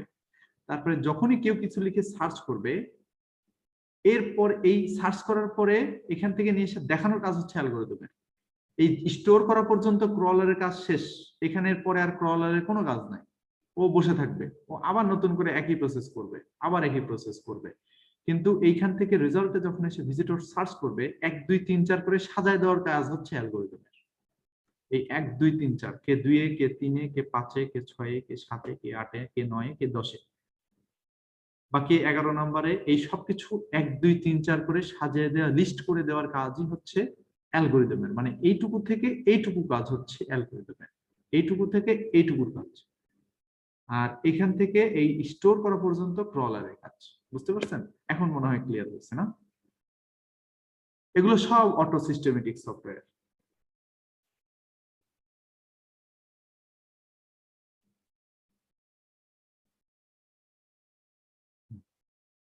আচ্ছা, তো খুব মজার জিনিস, আজকের ক্লাসটা কিন্তু গল্প করার ক্লাস, বুঝছেন? আচ্ছা, গুগল ক্রলার কি কি চেক করে তার লিস্ট দিব কি? এটা গুগলেই পাবেন আপনারা, ঠিক আছে? তো আপনারা এখন যেটা করবেন সেটা হচ্ছে যে একটু ভালোভাবে আরেকটু সার্চ করবেন। এই যে a search engine navigate the web by downloading the web pages and following links on these pages to discover new pages that have been made available. Okay, তারপর এখানে গুগলে যে সার্চ দিবেন যে how Google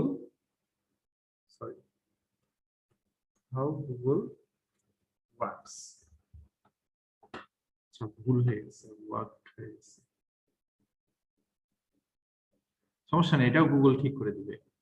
how Google works. হ্যাঁ, তো এখানে দেখেন অনেকগুলো আর্টিকেল আছে, কি কি ভাবে সেটা কাজ করে এবং কিভাবে কি একদম ডিটেলস লেখা আছে, এবং গুগল কিভাবে কাজ করে সেটা নিয়ে এখানে কিছু ভিডিও আছে, ভিডিওগুলো একটু দেখতে পারেন চাইলে বসে বসে, তাহলে আপনাদের অনেক নলেজ বাড়বে। ঠিক আছে? বট মানে হচ্ছে রোবট, রোবট রোবট।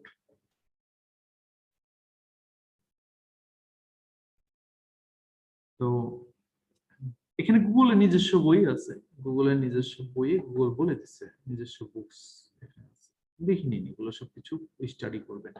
books.google.com এটা কিন্তু একটা গুগলের একটা ফিচার, এখান থেকে সমস্ত বই পাওয়া যাবে, সেই একটা জায়গা।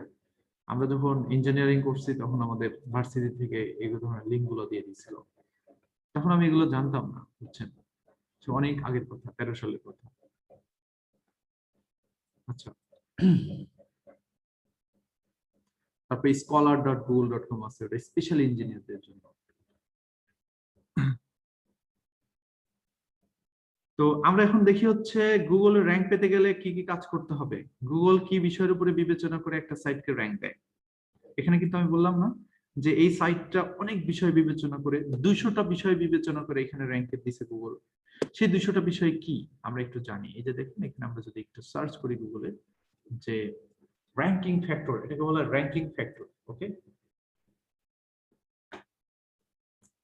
র্যাঙ্কিং ফ্যাক্টর এটা লিখে সার্চ দিলে আপনারা একটা ওয়েবসাইট পাবেন।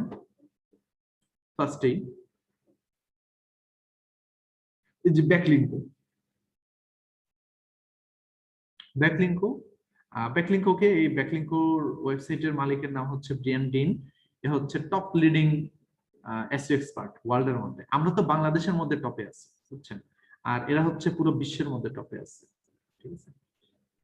আচ্ছা, তো এই যে এখানে খেয়াল করে দেখেন Google's 200 ranking factors, the complete list 2021.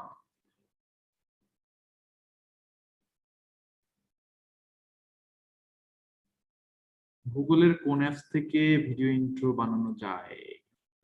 ওই গুগলের কোন অ্যাপস থেকে তো ভিডিও ইন্ট্রো বানানো যায় না, এরকম কিছু তো দেখিনি আমি। আচ্ছা, এখানে দেখেন, you might already know that Google uses over 200 ranking factors in their algorithm. ওকে, তারপরে সেগুলো কি এখানে বলা আছে। এক নম্বর হচ্ছে ডোমেইন ফ্যাক্টর। ডোমেইন মানে বুঝেন, ডোমেইন মানে হচ্ছে ওয়েবসাইটের নাম। এই যে এখানে ifali.com.bd এটা কিন্তু একটা ডোমেইন। তারপর হচ্ছে jadru.com এটা একটা ডোমেইন। হ্যাঁ, তারপরে এগুলো সব প্রিয়সব.com এটা একটা ডোমেইন। ওকে, এটা একটা নাম। হ্যাঁ, .com.bd হচ্ছে একটা এক্সটেনশন, কান্টিটিএলড এক্সটেনশন বলা হয় এটাকে। তো গুগল ডোমেইনের উপরে বেচ করে একটা সাইটকে র‍্যাঙ্ক দেয় যে ওই ওয়েবসাইটের ডোমেইন কতদিন আগে কেনা, ডোমেইনের বয়স কতদিন। ঠিক আছে, victoria.com, হ্যাঁ এগুলো তো ডোমেইন। তো ডোমেইনের বয়স কতদিন, ডোমেইনটা কতদিন হলো কেনা, এবং সেই ডোমেইনটার ভেতরে এই কিওয়ার্ড আছে কিনা এটা গুগল দেখে, অনেক কিছু দেখে। পেজ লেভেল ফ্যাক্টর মানে একটা ওয়েবসাইটের ভেতরগত এসইও কতটুকু করা আছে। Okay, sure sure sure, I will help you. Page level factor মানে হচ্ছে একটা ওয়েবসাইটের ভেতরগত এসইও কতটুকু করা আছে সেটাও গুগল দেখে। একটা ওয়েবসাইটের লিংক, ব্যাকলিংক কতটুকু করা আছে, ব্যাকলিংকের সাথে পরে পরিচয় করাই দিব আপনাদের, এখন না বুঝলেও হবে। তো এটাও একটা ফ্যাক্টর, এটার উপরে বেস করে গুগল একটা সাইটকে র‍্যাঙ্ক দেয়। ইউজার ইন্টারঅ্যাকশন মোস্ট ইম্পর্টেন্ট একটা পার্ট। খেয়াল করে দেখেন, আমি কিওয়ার্ড দিয়ে লিখে সার্চ দিলাম, সার্চ দেওয়ার পরে না এক নম্বরে কে র‍্যাঙ্ক করছে আজকের ডিল, আমি এই সাইটে ক্লিক করলাম না, আমি এই সাইটে অথবা ধরেন যে এটাতে আমি ক্লিক করছি, ক্লিক করার পরে আমার এই সাইটটা ভালো লাগলো না, সাথে সাথে আমি কেটে দিলাম, এটাকে একটা বাউন্স রেট হিসেবে কাউন্ট হবে। তখন গুগল বুঝবে যে এই ওয়েবসাইটের ইউজার ইন্টারঅ্যাকশন খারাপ, ভিজিটর এই ওয়েবসাইটটাকে ভালোভাবে নিচ্ছে না। এই ওয়েবসাইটে ক্লিক করে বের হয়ে সাথে সাথে আসার পরে আমি এখান থেকে দারাজে ক্লিক করলাম, করে দারাজের মধ্যে গেলাম, দারাজের মধ্যে যাই আমি সারা দারাজ ঘুরলাম, ঘুরে পেজগুলো দেখলাম, বাজার সদাই সবকিছুই করলাম, ক্যাটাগরি গুলো দেখলাম, পণ্য কিনলাম এখান থেকে। হ্যাঁ, পেজগুলোতে স্টে করলাম 2, 4, 5 মিনিট 10 মিনিট। তখন গুগল কি বুঝবে জানেন? গুগল বুঝবে যে একজন ইউজারের এই ইউজার ইন্টারঅ্যাকশন আজকের ডিলের চেয়ে দারাজের বেশি। ঠিক আছে, তো ভিজিটর একটা ওয়েবসাইটে ঢুকে কতক্ষণ সময় স্টে করতেছে, তার ইউআই ইউএক্স ডিজাইনটা ভালো লাগতেছে কিনা, এবং ওয়েবসাইটটা কত সেকেন্ডের মধ্যে লোড নিচ্ছে, কত তাড়াতাড়ি লোড হচ্ছে সাইটটা, এরকম অনেক বিষয় আছে। এই সবকিছুর উপরে বিবেচনা করেই বলা হয় হচ্ছে ইউজার ইন্টারঅ্যাকশন। তাছাড়া খেয়াল করে দেখেন যে এখানে যে সাইটগুলো র‍্যাঙ্কে আছে এদের মধ্যে তো একজন ফ্রডও হতে পারে, ফ্রডও তো থাকতে পারে, তাই না? যে আসলেই আমাদেরকে অনলাইন শপিং করতে দিবে না, শুধুমাত্র হুদাই আর্টিকেল দিয়ে সাইটটা ইনভেস্ট করে র‍্যাঙ্ক করে রাখছে, এখান থেকে হিউজ পরিমাণে শপিং হচ্ছে বাট প্রোডাক্ট ডেলিভারি দিচ্ছে না সে, হতে পারে না এরকম? তখন ধরেন যে ভিজিটররা এই সাইটের উপরে যে ধরনের ইন্টারঅ্যাক্ট করবে সেটার উপরে বেস করে গুগল এই সাইটটাকে গুগলের র‍্যাঙ্ক থেকে নামায় দিবে। সো ভিজিটর চাইলে কিন্তু অনেক কিছু করতে পারে। হ্যাঁ, ক্লাসের স্লাইডটা দিব। তো এখানে দেখেন কিছু বেসিক র‍্যাঙ্কিং ফ্যাক্টর দেওয়া আছে, তারপর টেকনিক্যাল ফ্যাক্টরও আছে। টেকনিক্যাল ফ্যাক্টর হচ্ছে যে একটা ওয়েবসাইটের টেকনিক্যাল এসইও করা আছে কিনা। টেকনিক্যাল এসইওর মধ্যে যে এইটা পড়ে, এই যে প্রত্যেকটা ওয়েবসাইটে দেখলে এরকম তালার মতো চিহ্ন আছে না, এটাকে এসএসএল বলে, সিকিউর সকেট লেয়ার বলা হয় এটাকে। সিকিউর সকেট লেয়ার মানে হচ্ছে যে এই ওয়েবসাইটটা সিকিউর কিনা। কারণ খেয়াল করে দেখেন যে রিভিউ কি ফ্যাক্টর, এখানে রিভিউর কথা বলা হচ্ছে না, এখানে বলা হচ্ছে ইউজার ইন্টারঅ্যাকশন। ইউজার এই ওয়েবসাইটে ঢুকে কি ধরনের ইন্টারঅ্যাক্ট করতেছে সেটা, কতক্ষণ পেজে স্টে করলো, সাথে সাথে বের হয়ে আসলো কিনা, হ্যাঁ এই জিনিসগুলো দেখে। ওকে, তারপর কি যেন বলতেছিলাম, ও আচ্ছা, এই যে এটাকে সিকিউর সকেট লেয়ার বলে। ধরেন এই ওয়েবসাইটটা তো মানুষ অনেক পরিমাণে ভিজিট করে, তাই না? ভিজিট করে সারা এখান থেকে পারচেস করে, তারা এখান থেকে আপনার হচ্ছে ক্রেডিট কার্ড সাবমিট করে, পাসওয়ার্ড দেয়, অ্যাকাউন্ট খুলে, তাই না? তো এই ইনফরমেশন গুলো যেন হ্যাক না হয়ে যায় এই ওয়েবসাইটটাকে সিকিউর করার জন্য এসএসএল লাগানো হয়, একটা সার্টিফিকেট লাগানো হয় আর কি। Your information, for example, password or credit card number is private when it is sent to site. তো এই এসএসএলটা যদি না থাকে তাহলে কিন্তু ওয়েবসাইটের একটা টেকনিক্যাল পার্ট থাকলো না, টেকনিক্যাল গ্যাপ থেকে গেল, বুঝছেন? তো এই ধরনের টেকনিক্যাল গ্যাপ একটা ওয়েবসাইটের আছে কিনা এগুলো গুগল দেখে। যদি একটা ওয়েবসাইটের টেকনিক্যাল গ্যাপ থাকে, তারপর অনেক সাইটে দেখেন ঢুকার পরে লোড নিতে অনেক সময় নেয়, লোড হতে চায় না, খালি ঘুরে ঘুরে ঘুরে, ইন্টারনেট স্পিড ঠিক আছে কিন্তু ওয়েবসাইট লোড নেয় না, তার মানে কি ওয়েবসাইটের সমস্যা। তো এই ধরনের জিনিসগুলো গুগল পছন্দ করে না, ঠিক আছে? এগুলোকে সাইটের টেকনিক্যাল ফ্যাক্টর বলা হয়। যদি একটা ওয়েবসাইটের টেকনিক্যাল সাইটটা ঠিক থাকে তাহলে সেটা গুগলের র‍্যাঙ্ক করতেও সময় নেবে না, খুব দ্রুত র‍্যাঙ্ক করবে।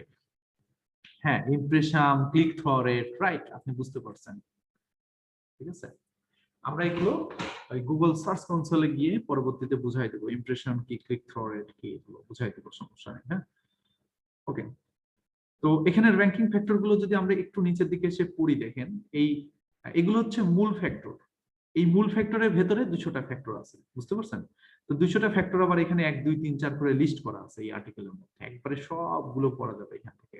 হ্যাঁ, খুব দারুণ একটা জিনিস, এগুলো পড়লে আপনি একবারে মোটামুটি আপনার এসইও গুগল সম্বন্ধে একেবারে পুরো আইডিয়া হয়ে যাবে, একদম সব বুঝে যাবে। প্রথমে হচ্ছে ডোমেনের এজ, ডোমেনটার বয়স কতদিন হলে কিনেছেন। Keyword appearance in top level domain, এখানে খেয়াল করে দেখেন তো যে বিডি জবস কিন্তু একটা কিওয়ার্ড, তাই না? এটা কিওয়ার্ড না, মানুষ এটা লিখে সার্চ করে, এবং এটা লিখে কি পরিমাণে সার্চ করে আমরা এখন দেখতে পারবো। এই পাওয়ারে বাবা, 1,65,000 বার পার মান্থ সার্চ করা হয়। প্রত্যেক মাসে এই কিওয়ার্ড দিয়ে 1,65,000 বার সার্চ করা হয় বাংলাদেশ থেকে গুগলে। কত ভ্যালুয়েবল একটা কিওয়ার্ড। এই কিওয়ার্ড দিয়ে দেখেন bdjobs.com র্যাঙ্ক করা আছে ফার্স্টে। তাহলে bdjobs আর bdjobs.com এক্সাক্টনেস কিওয়ার্ড না, একদম পুরোপুরি ডোমেনের সাথে কিওয়ার্ডটা ম্যাচ করে না, করে তো? তাহলে এটা কিওয়ার্ড, এই কিওয়ার্ডটা আমার ডোমেনের ভেতরে আছে কিনা এটাও গুগল দেখে। এটা থাকলে ভালো, না থাকলেও সমস্যা নাই। তারপরে এই কিওয়ার্ডটা যদি ডোমেনের ভেতরে রাখেন তাহলে ফার্স্ট ওয়ার্ডে রাখার চেষ্টা করবেন।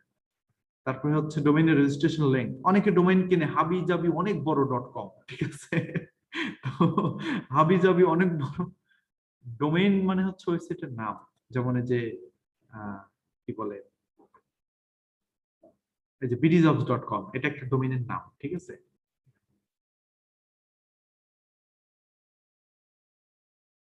আমার সার্চ বারে নাম্বারটা দেখায় কিভাবে? ও আচ্ছা, এটাই যে সার্ফার এসইওর মাধ্যমে দেখায়, এটা একটা ক্রোম এক্সটেনশন, বুঝছেন? এই যে এই এক্সটেনশনটার মাধ্যমে দেখায় আমার এটা কিওয়ার্ড সার্ভারের মাধ্যমে দেখায়, ঠিক আছে? এটা আপনারা অ্যাড করে নিলে আপনাদেরও দেখাবে। ওকে, তো বুঝতে পারছেন, অনেকে ডোমেইন কিনে অনেক বড় হাবিজাবি অনেক বড় .com, বুঝছেন? আমি এভাবে বলি আর কি। তো একবারে আপনার প্রায় 3 ওয়ার্ড পার হয়ে যায় ডোমেইনের নাম, ঠিক আছে? এরকম ডোমেইন কিনে। তো এরকম ডোমেইন গুলো কিভাবে অ্যাড করবেন ক্লাসের শেষে দেখা দিচ্ছি। তো এরকম ডোমেইন গুলো কেনা যাবে না, ডোমেইন গুলো হবে হচ্ছে শর্ট 2 ওয়ার্ডের, যেরকম হয়েছে দেখেন bdjobs.com, কত সুন্দর একটা ডোমেইন, তাই না? তারপরে হচ্ছে যে bdjob.net, এটা ছোট ডোমেইন, তাই না? তো এটা যদি অনেক লম্বা হতো, বড় হতো, পড়তে বিরক্তি লাগতো না? বলেন, অনেক বিরক্তি লাগে। কিওয়ার্ড ইন সাবডোমেইন, এটা পরে বুঝবো আমরা। ডোমেইন হিস্টোরি মোস্ট ইম্পর্টেন্ট একটা পার্ট। এখানে খেয়াল করে দেখেন, আমি একটা ওয়েবসাইটের কাজ করেছিলাম, আমি আপনার এক্সপেরিয়েন্সটা শেয়ার করি। যদি আপনারা গুগলে এইভাবে ট্রাভেল এজেন্ট ইন বাংলাদেশ লিখে সার্চ করেন তাহলে একটা ওয়েবসাইট পাবেন, এটা হলো abocas.com। এই সাইটের এসইও এর কাজ আমি করেছিলাম ওই যে ফারুক স্যারের সাথে। ফারুক স্যারের যেখানে জব করতেন ওনার সাথে আমি তখন ফার্স্ট জবে জয়েন করি। তো এই যে abocas.com, তো আমাকে প্রথম প্রজেক্ট হিসেবে ইন্টার্নি মানে জবে জয়েন করার ফার্স্ট প্রজেক্ট এটা ছিল আমার। আমাকে বলছিল যে এই সাইটটা র্যাঙ্ক করায় দেখা, তো করে দিয়েছিলাম আমি। তো এই সাইটটা এই ডোমেইনটা, হ্যাঁ, এই abocas.com এই ডোমেইনটা আপনার হচ্ছে এই ক্লায়েন্ট যখন কিনে, এই ক্লায়েন্ট কেনার আগে আরেকজন কিনে রাখছিল, বুঝছেন? আরেকজন কিনে রাখছিল এটা। তো কিনে নিয়ে এই ডোমেইনটার ইমপ্রেশন নষ্ট করে ফেলছিল গুগলের কাছে। ওই কি জানি পত্রিকা না কি জানি ছিল এটা। তো গুগলের কাছে পেনাল্টি খায় অবস্থা খারাপ। পরে 2016 সালের দিকে আমাদের ক্লায়েন্ট আবার এই ডোমেইন কিনে। কেনার পরে, না 16 সাল না, তারও আগে মনে হয় কিনছে এটা। কেনার পরে ওই ক্লায়েন্টটা এসইও নিয়ে আস্তে আস্তে কাজ করা শুরু করে, কিন্তু সাইট আর র্যাঙ্ক হয় না, কারণ ওই যে গুগলের কাছে আগে এই ডোমেইনটা যে কিনছিল সে গুগলের কাছে ধরা খেয়ে আছে, 2 নম্বর হয়ে আছে। পরে আপনি যতই ডোমেইনটা নিয়ে কাজ করেন গুগল কিন্তু ওই জিনিসটাই বুঝবে। তো তখন পরবর্তীতে আমাদের কাছে যখন আসলো তখন আমরা এই ডোমেইনটা দেখি যে হ্যাঁ পেনাল্টি বা এরকম গুগলের কাছে একটা ব্যাড ইমপ্রেশন ক্রিয়েট হয়ে আছে।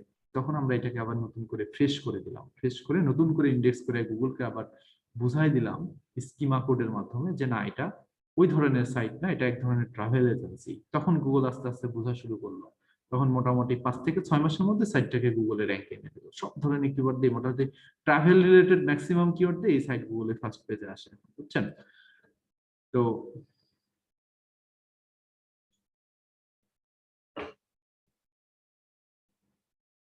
হুম, হ্যাঁ ব্ল্যাক হেড, না না না না, ব্ল্যাক হেড এসে থেকে ফেরানো যায় না, ব্ল্যাক হেড এসে থেকে ফেরানো যায় না।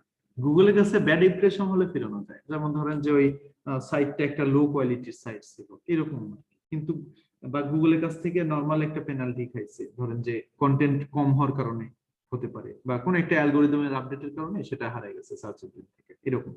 কিন্তু ব্ল্যাক হেড করে নেই আর কি, ব্ল্যাক হেড করলে সেটা আর ফেরানো সম্ভব না। তো এইটাই বলছে, a site with volatile ownership or several drops may tell Google to reset the site history, negating links pointing to the domain, or in certain cases a penalized domain may carry the penalty over the new owner. তার মানে যদি একটা domain penalised হয়, Google থেকে যদি penalty খেয়ে থাকে, পরবর্তীতে আপনি নতুন করে সেই ডোমেইনটা আবার যদি কিনেন, তাহলে সেই পেনাল্টি আপনার উপরেও, আপনার মানে ডোমেইনের এর উপরেও কিন্তু ক্যারি করবে, নিউ অনার পর্যন্ত কিন্তু সেটা থাকবে। দ্যাটস ওয়াই গুগলকে পরবর্তীতে বুঝাই দিতে হয় জিনিসগুলো। হ্যাঁ, প্রসেস আছে এগুলো। এক্সাক্টনেস ডোমেইন, এটা দেখালাম bdjobs.com, কিওয়ার্ডের সাথে ডোমেইন এক্স্যাক্টলি ম্যাচ করে, এটা থাকলে ভালো, না থাকলে সমস্যা নাই। হ্যাঁ, তো এরকম আরো অনেক কিছু আছে, কান্ট্রি লেভেল টিআরডি এক্সটেনশন, হ্যাঁ, যে .cn, চায়না থেকে যদি একটা সাইট র‍্যাঙ্ক করাতে চায় কেউ, .cn দিয়ে করবে। তারপরে হচ্ছে আপনার পর্তুগাল থেকে করতে চাইলে .pt, কানাডা থেকে করতে চাইলে .ca, বাংলাদেশ করতে থেকে র‍্যাঙ্ক করাতে চাইলে .com.bd। এই যে .com.bd, এটা হচ্ছে কান্ট্রি লেভেল টিআরডি এক্সটেনশন, আপনি চাইলে এটাও ইউজ করতে পারেন, সমস্যা নেই। ওকে, এই যে having a country code top level domain can help the site for that particular country rank for that particular country। মানে আপনি যদি .com.bd ব্যবহার করেন, তাহলে আপনার ওয়েবসাইটটা শুধুমাত্র বাংলাদেশে র‍্যাঙ্ক করবে, আপনার ওয়েবসাইটটা ইউএসএ তে কোনোভাবে র‍্যাঙ্ক করবে না। বাট যদি .com ইউজ করেন, তখন আপনি ইন্টারন্যাশনালি গুগলে র‍্যাঙ্ক পাবেন। এটাই হচ্ছে লোকাল এসইও আর গ্লোবাল এসইও এর তফাৎ। আশা করি বুঝতে পারছেন। হ্যাঁ, এগুলো টপ লেভেল ডোমেইন, এগুলো টপ লেভেল ডোমেইন। হ্যাঁ, অনলি .com.bd ইউজ করলে শুধু বাংলাদেশ র‍্যাঙ্ক হবে। আর যারা এখানে .ca ইউজ করতেছে, ওদের সাইট শুধুমাত্র কানাডায় র‍্যাঙ্ক হবে, আর কোথাও র‍্যাঙ্ক হবে না। ওরা চাইলে যে ওদের সাইট জার্মানিতে র‍্যাঙ্ক করাবে, অসম্ভব, ওটা হবে না। গুগল ওই ডেটাবেস থেকে রেজাল্ট শো করবে, কানাডার ডেটাবেস থেকে রেজাল্ট শো করবে, জার্মানিতে এই সাইটটা র‍্যাঙ্ক পাবে না। এটাই লোকাল, এটাই লোকাল। ওকে, তারপরে গুগল আইপি অ্যাড্রেসও বুঝতে পারে, আইপি অ্যাড্রেস দেখে বুঝতে পারে যে কোন কান্ট্রির আইপি এটা, কারণ আপনারা তো জানেন যে আইপির মধ্যে কান্ট্রির একটা এক্সটেনশন থাকে, তাই না? সেটা দেখে গুগল বুঝতে পারে, তখন যে আইপি থেকে সার্চ করে সেই সাইটে সেই কান্ট্রির রেজাল্টই দেখায়। গ্লোবাল হচ্ছে .com, .com হচ্ছে গ্লোবাল, বুঝতে পারছেন? এটা দিয়ে আপনি আপনার সাইট সব জায়গায় র‍্যাঙ্ক করাতে পারবেন। .com, .net, .org, এগুলো যে কোনো ডোমেইন হলেই হবে, শুধু যে .com হতে হবে তা কিন্তু না। ওকে, যদি বাংলাদেশে র‍্যাঙ্ক করাতে চান, তাহলে .com.bd দিয়ে কিনতে পারেন, কোনো সমস্যা নাই। ইন্টারন্যাশনালি র‍্যাঙ্ক করাতে গেলে আপনার .com লাগবে বা .net লাগবে, .org লাগবে। হ্যাঁ, এগুলো গ্লোবাল হবে, এগুলো গ্লোবাল, একই জিনিস, একই, কোনো তফাৎই নাই। আমরা খালি হুমড়ি খেয়ে পড়ি .com এর উপরে, কিন্তু আসলে এক্সট্রা যে ফ্যাসিলিটি তা কিন্তু না।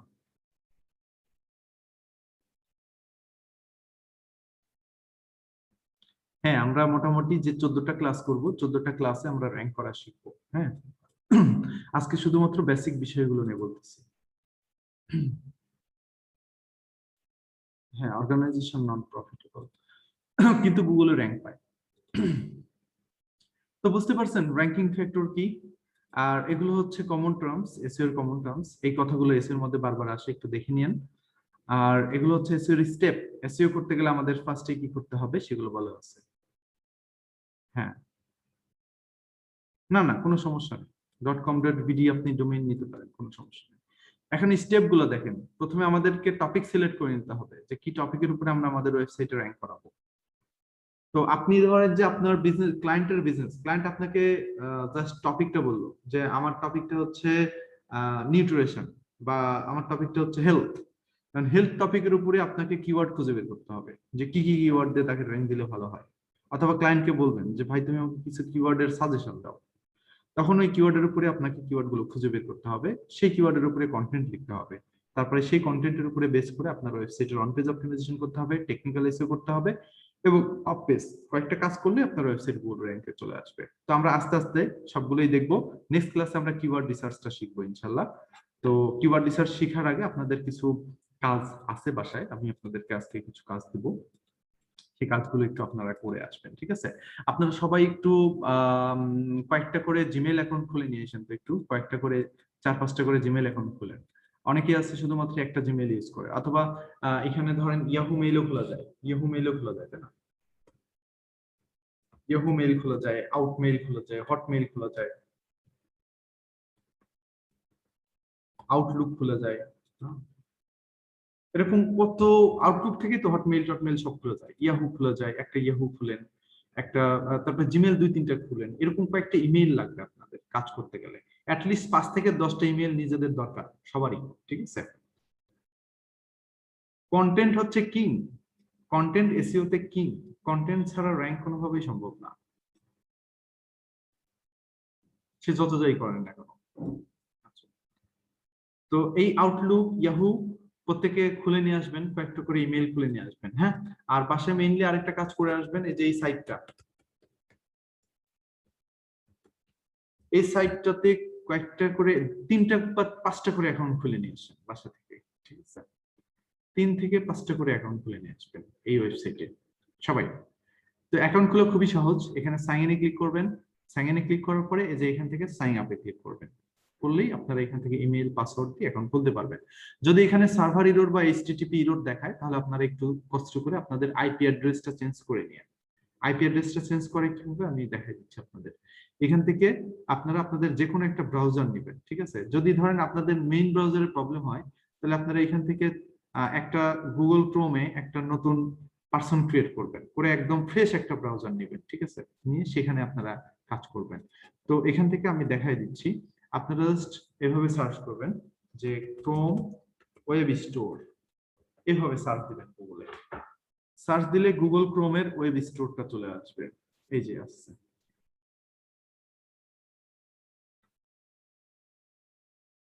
তো এখান থেকে আপনারা এই আইপি অ্যাড্রেস চেঞ্জ করার জন্য যে ভিপিএন গুলো আছে, এগুলোর নাম লিখে সার্চ দিবেন, যে এইভাবে সার্চ দিবেন যে ব্রাউসেক, ব্রাউসেক নামের একটা ভিপিএন আছে, এভাবে সার্চ দিয়ে এটা আপনারা পিসির সাথে ক্রোমের সাথে অ্যাড করে নিতে পারেন।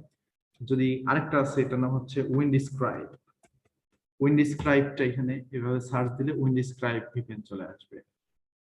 তারপরে এখানে ক্লিক করবেন, করে এই অ্যাড টু ক্রোমে ক্লিক করলেই ভিপিএনটা জাস্ট অ্যাড হয়ে যাবে, বুঝতে পারছেন? আমি একটু দেখাই, আইপিটা চেঞ্জ করে দেখাই। এখন আমরা একটু word.net এ যাই। word.net, word.net হচ্ছে আইপি অ্যাড্রেস চেক করার জায়গা। তো এখান থেকে আইপি অ্যাড্রেসটা সুন্দর করে চেঞ্জ করে নেবেন।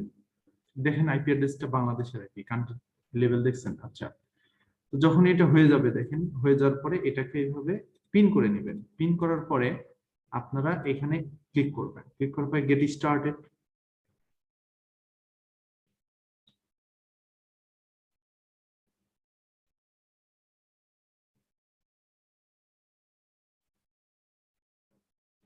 তারপরে স্কিপ, তারপরে এখান থেকে এই যে এটাতে ক্লিক করবেন, করলে দেখেন অনেক জায়গার আইপি আপনারা ইউজ করতে পারবেন।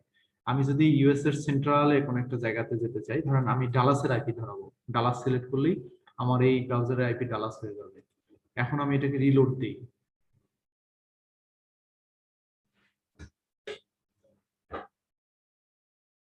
এই দেখেন আমার আইপি অ্যাড্রেসটা ইউএসএ হয়ে গেছে, বুঝছেন? ঠিক আছে, কোনো প্রক্সি নাই, কোনো অ্যানোনিমাইজার নাই, কিছু নাই, 90% অ্যানোনিমাইজ আমি।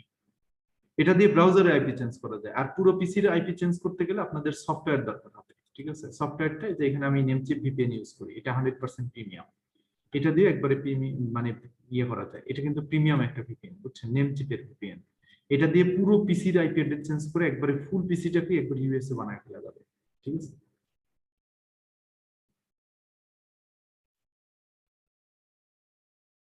Wow, good. 20 থেকে 30টা ইমেল আছে। ইমেল খোলার পরে যে keywordrevealer.com এ একটা অ্যাকাউন্ট খুলবে, আমি অ্যাড্রেসটা দিয়ে দিচ্ছি। Is it legal? হ্যাঁ, অবশ্যই লিগ্যাল। যদি আপনার অ্যাকাউন্ট খোলার সময় কোনো প্রবলেম হয় আইপি অ্যাড্রেসে, এখন একটা সাইটে মাল্টিপল অ্যাকাউন্ট খুলতে গেলে ঝামেলা হতেই পারে, কারণ একটা আইপি থেকে অ্যাকাউন্ট খুলছেন, আপনাকে সেম টাইমে আরেকটা অ্যাকাউন্ট খুলতে দিবে না, তাই না? আপনি একটু 20 মিনিট, আধা ঘন্টা বা 1 ঘন্টা ওয়েট করে আবার আইপি অ্যাড্রেসটা চেঞ্জ করে একটা অ্যাকাউন্ট খুলে নেবেন।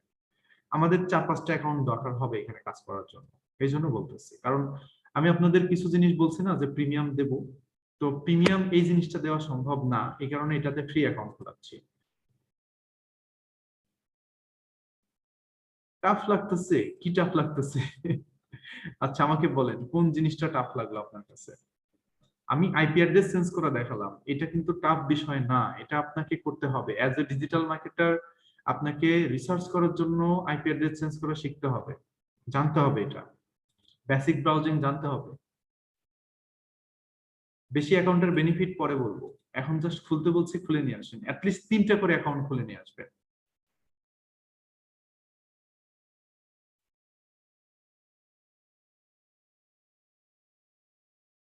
হ্যাঁ হ্যাঁ, ওই আইপি অ্যাড্রেসের আন্ডারেই শো করতে হয়। আইপিটা আরেকবার দেখাবো কিনা, ভিডিও দেখে নি, এখন আর দেখানো সম্ভব হবে না।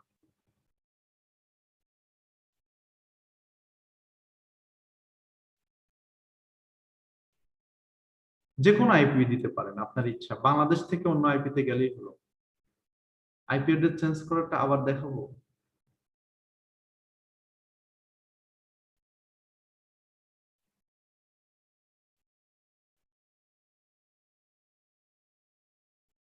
সফটওয়্যার ভিপিএন ইউজ করেন, ওকে। আইপিটা আরেকবার, ওকে ঠিক আছে, নেন আইপিটা। তাহলে আমি আরেকটা ব্রাউজারে চেঞ্জ করে দেখাই, কোনটাতে দেখাবো, এটাতে দেখাই। হ্যাঁ, তো এখান থেকে প্রথমে লিখবেন হচ্ছে ক্রোম ওয়েব স্টোর।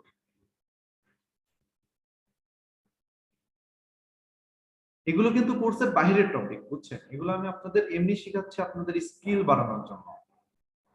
তারপর এখানে এসে লিখবেন হচ্ছে ব্রাউজার, এটা একটা এক্সটেনশনের নাম। এখানে ক্লিক করবেন, ক্লিক করে অ্যাড টু ক্রোমে ক্লিক করবেন, ওকে।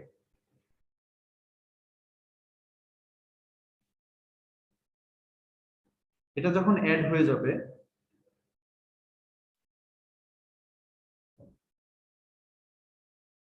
অ্যাড হয়ে গেছে না, এখন এটাকে পিন করে নেবেন। পিন করার পরে আরেকটা কাজ করতে পারেন, সেটা হচ্ছে যে এখান থেকে এই ভিপিএনটা ম্যানেজ এক্সটেনশনে যে এটা ইনকগনিটো মোডটা ওপেন করে দিতে পারেন চাইলে। হ্যাঁ, দেওয়ার পরে কি সুবিধা হবে পরে বলতেছি। এখন এইখানে আসবেন, আসার পরে ঠিক অন করে দিবেন, দিয়ে এখান থেকে আইপিটা চেঞ্জ করে ইউএসএ করে দিবেন ধরেন, বা সিঙ্গাপুর করে দিবেন, ঠিক আছে, ধরেন সিঙ্গাপুর। তাহলে এখান থেকে এটা সিঙ্গাপুর হয়ে যাবে।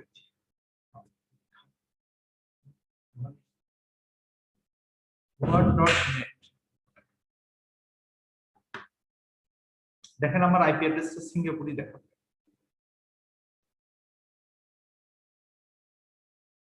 এই যে সিঙ্গাপুর দেখছেন, চিহ্ন সিঙ্গাপুর, এই যে সিঙ্গাপুর। হ্যাঁ, আমি এখন এসজি ধরাইছি সিঙ্গাপুরটা। তো আপনার যদি এখানে জিমেইলে কেস কুকিজের প্রবলেম হয়, আপনি এখান থেকে ইনকগনিটো মোডে চলে যাবেন, তাও আপনার আইপিটা সেমই থাকবে, বুঝতে পারছেন? এখান থেকে কোনো কেস কুকিজ ধরতে পারবে না, এখান থেকে আপনি ইচ্ছা মতো যে কোনো কিছু করতে পারবেন, ঠিক আছে? আপনার কোনো ব্রাউজিং ডাটা সেভ হবে না, কোনো কিছু সেভ হবে না। সেটআপ ভিপিএনটা অনেক ভালো। না, আপনি চাইলে একটা জিমেইলই 5টা অ্যাকাউন্ট খুলতে পারেন, সমস্যা নেই। তো ঠিক আছে, আজকে এতদূর পর্যন্তই। নেক্সট ক্লাসে কি কাজ দিছি বুঝতেই পারছেন মনে হয়।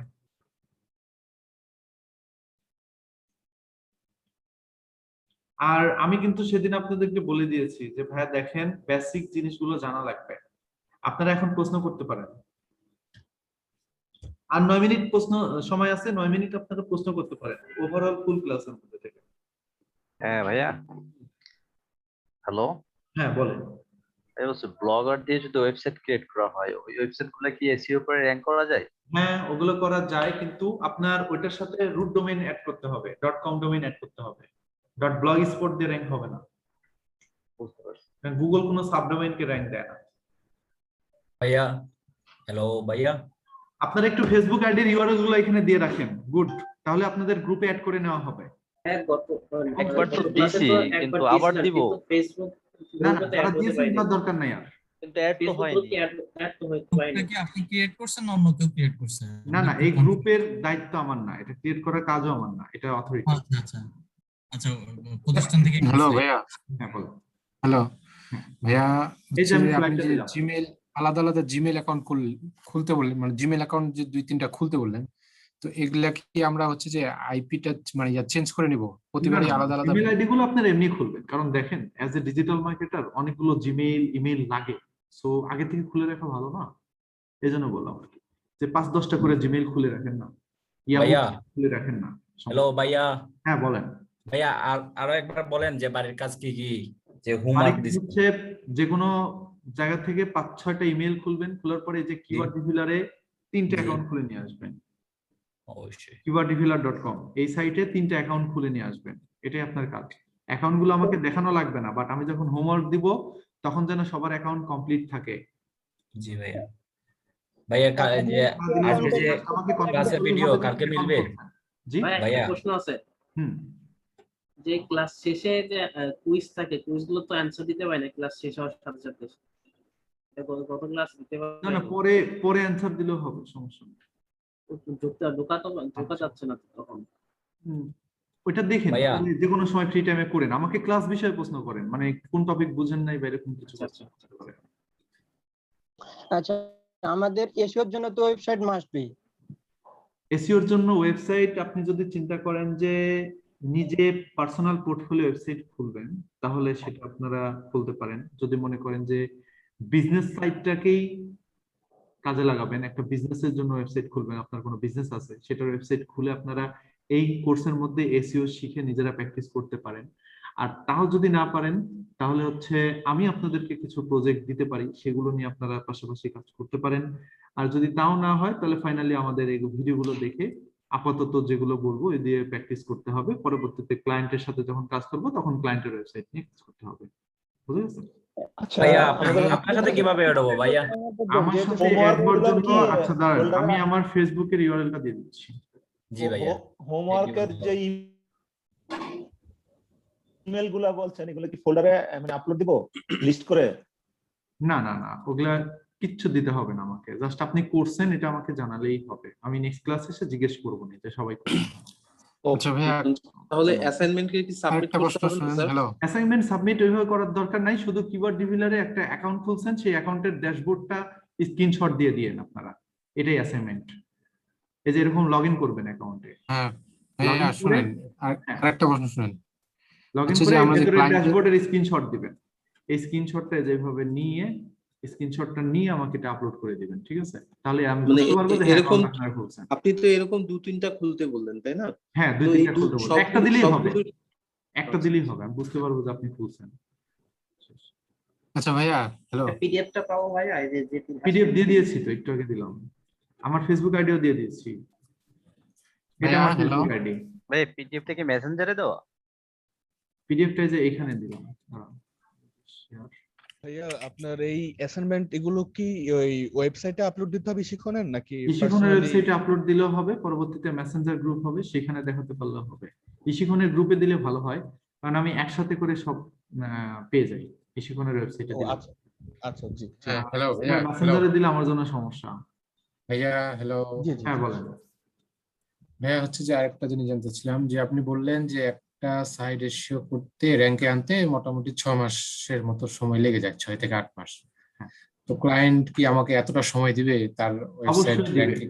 অবশ্যই অবশ্যই দিবে, কেন দিবে না? এবং সব ক্লায়েন্ট জানে তো, ক্লায়েন্টরাও জানে। আচ্ছা, এই ডিউরেশনটা সে পুরোটাই পে করবে? হ্যাঁ, এই ডিউরেশনটা ধরে মান্থলি পে করবে, যে 6 মাস লাগলে 6 মাসে। Hello sir. জি বলেন স্যার, আমি কথা বলছিলাম ইশিকনে ডোমেইন হোস্টিং এর কিনতে, তো ওনাদের এটা এই ব্যাপারে একটা সার্ভিস আছে। তো আমার কথা হচ্ছে স্যার, যেহেতু আমাদের এসইও জিনিসটা লাগতেছে, তাহলে তো অবশ্যই নিজের একটা ডোমেইন হোস্টিং লাগবে। হ্যাঁ, আপনার ডোমেইন কেনা লাগলে আমাকে বলবেন, আমি তো ডোমেইন হোস্টিং কিনে দেই, নেমসিপ থেকে কিনে দেই। আচ্ছা, তার ব্রাউজার ভিপিএন এখানে কি করব? গেটিং দেব নাকি মোর এক্সটেনশন? অ্যাডিং দেন। হ্যাঁ ভাই, একজন প্রশ্ন করছিলেন, বলেন শেষ করুন। ব্রাউজার ভিপিএনটা আমি অ্যাড করতেছি, এখানে কি ভিপিএন দেব নাকি মোর এক্সটেনশনে যাব? না না, ভিপিএন দিতে হবে, মোর এক্সটেনশনে।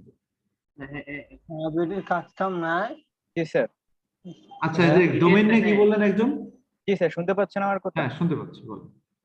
স্যার, ওই ডোমেনটা নিলে বা ওয়েবসাইটটা যখন আমি নিজের জন্য প্র্যাকটিস করবো দেন তো ওটা আমার পোর্টফোলিও হিসেবে প্লাস পয়েন্ট। হ্যাঁ হ্যাঁ সেজন্য পোর্টফোলিও প্লাস পয়েন্ট, তখন আপনারা নিজেদের প্রুভ করতে পারবেন যে সেও জানেন। ভাই একটা পোর্টফোলিও বানাতে কত টাকা লাগতে পারে? টাকা কত খরচ হবে, হয়তো ডোমেন হোস্টিং দিয়ে আপনার 2500 টাকার মতো যাবে 20 জিবির হোস্টিং সহ, আর হচ্ছে 2500 বা 26,700 টাকা এরকম লাগতে পারে। আর হচ্ছে কি কন্টেন্ট গুলো আমি আপনাদেরকে এই কোর্সের মধ্যে দেখাই দিব। ওই কন্টেন্ট গুলো যদি আপনারা নিজে লিখতে পারেন ভালো, না হলে একটা রাইটারকে সাথে নেবেন। রাইটারকে সাথে নিয়ে টুকটাক রাইটারকে অল্প কিছু পেমেন্ট দিলেন, যেহেতু কন্টেন্ট লেখার জন্য প্রিমিয়াম সফটওয়্যার ব্যবহার করতেছেন। তো খুব বেশি খরচ হবে না, আপনারা মানে খুব অল্প খরচের মধ্যে নিজেরা যদি একটু কষ্ট করেন তাহলে একদম টোটাল ফ্রিতেই হয়ে যাবে বলতে পারেন, শুধু ডোমেইন হোস্টিং ছাড়া আর কোনো খরচ নাই। ডোমেইনের ব্যাপারটা আপনি তো ক্লিয়ার করে দিতে পারবেন না স্যার? ভালো হবে। ডোমেইনের ব্যাপারটা হচ্ছে এখানে নেমচিপে যে টাকাটা দেখায় ডোমেইনের, ওই টাকাটাই আপনারা আমাকে যদি পেমেন্ট করে দেন আমি আপনাদের ডোমেইন কিনে আপনাদের অ্যাকাউন্টে ঢুকাই দিতে পারবো, আপনাদের হেল্প করতে পারবো আমি। যদি আপনাদের নিজেদের ক্রেডিট কার্ড থাকে আপনারা কিনে নিতে পারেন, তখন আমার ডুয়াল কারেন্সি কার্ড আছে, তাহলে কাউকে বলার দরকার নাই, নিজে কিনে নিতে পারবেন। আচ্ছা আচ্ছা। প্র্যাকটিসের জন্য ফ্রি ডোমেইন হোস্টিং দিয়ে হবে না বলেন। ডোমেন হোস্টিং এ যে নেমচিপে মাঝে মাঝে অফার দেয়, অফার থেকে কিনলে ভালো হবে না? হ্যাঁ অফার থেকে কিনলেও হয়। আর যাদের কার্ড আছে ওরা কাউকে বলার দরকার স্যার নেই, একটু নিজেরাই কথা কিনে বলবো? শিওর বলেন। স্যার এখানে অনেকে যারা আপনার সাথে মেনলি কথা বলছে ওনারা সম্ভবত অনেক বেশি এক্সপার্ট, ওনারা অনেক কিছু জানেন। আমরা খালি চুপ করে যারা নতুন তারা শুধু শুনছি কিন্তু কিছুই বুঝতে পারছি না। হ্যাঁ, এগুলো এটা হয়তোবা আসলে একটু আচ্ছা আমি বলি, ওনারা যে প্রশ্নটা করতেছেন এই প্রশ্নটা আমাদের 5 নাম্বার ক্লাসের টপিক। আমি 5 নাম্বার ক্লাসে আপনাদের এই জিনিসগুলো বুঝাই দিই, তাহলে তখন ওনারা আপনারাও আগে থেকে পারবেন। কোশ্চেন করলে তো আমরা একটু অরিড হয়ে যাই। হ্যাঁ হ্যাঁ হ্যাঁ, না ঠিক এটা আছে একটু ভাই, আপনারা এগুলো প্রশ্ন রাইট আপু, হ্যাঁ, আপু রাইট বলছেন। আজকের ক্লাসের টপিকগুলো নিয়ে প্রশ্ন করেন তাহলেই ভালো হবে।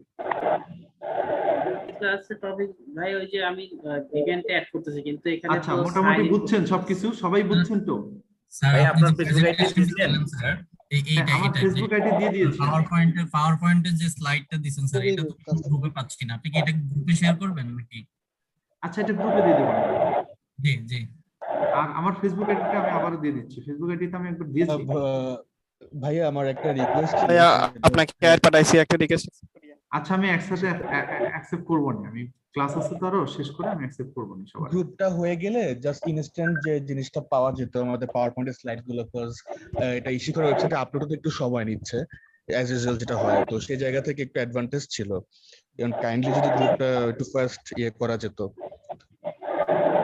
আপনারা অ্যাড করে দিবে as soon as possible, এটা অ্যাড করে দিবেন। স্যার ক্লাস রিলেটেড একটা কোশ্চেন। হ্যাঁ বলেন, লাস্ট প্রশ্ন কিন্তু। স্যার এসএসএল এর কথা বলছিলেন যে এখানে ওটা পুনরূপে করতে পারবেন সিকিউরিটি আমি লেয়ার। মিউট করে দিচ্ছি, ওয়েট। হ্যাঁ এখন আপনি বলেন। হ্যালো, হ্যাঁ বলেন।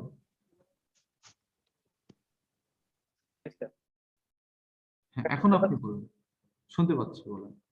সিকিউরিটি লেয়ার সম্পর্কে একটা কথা বলছিলেন। হ্যাঁ হ্যাঁ সিকিউরিটি লেয়ার, একটা ওয়েবসাইটের security layer, secure socket layer SSL. Sir পুনরূপে যদি কাইন্ডলি ক্লিয়ার করে বলেন। এসএসএল কিভাবে অ্যাড করতে হয় সেটা? না স্যার পুনরূপে এসএসএল এর পুনরূপে একটু বলুন। ও secure socket layer. Secure socket layer, জি স্যার বুঝছি স্যার, ব্যাপারটা বুঝছি স্যার আমি। পুনরূপে একটু প্রবলেম। হ্যাঁ ধন্যবাদ। হ্যাঁ গুগলে সার্চ দিলেই পাই। ভাইয়া হ্যাঁ ভাইয়া হ্যালো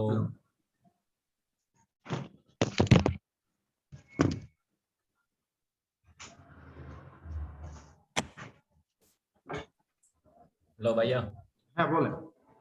ভাই আমাদের তো নতুনদের জন্য অনেক সমস্যা হইতেছে, যেমন সাপোজ আমার অনেক প্রবলেম হইতেছে। আমাদের যদি গ্রুপটা এডিং হইতো তাইলে খুব ভালো হইতো, যে কোনো সময় যে কোনো হেল্প পাওয়া যাইতো ভাইয়া। আজকে আমাকে তুই ভাই হেল্প করছেন আজকে, বুঝছেন?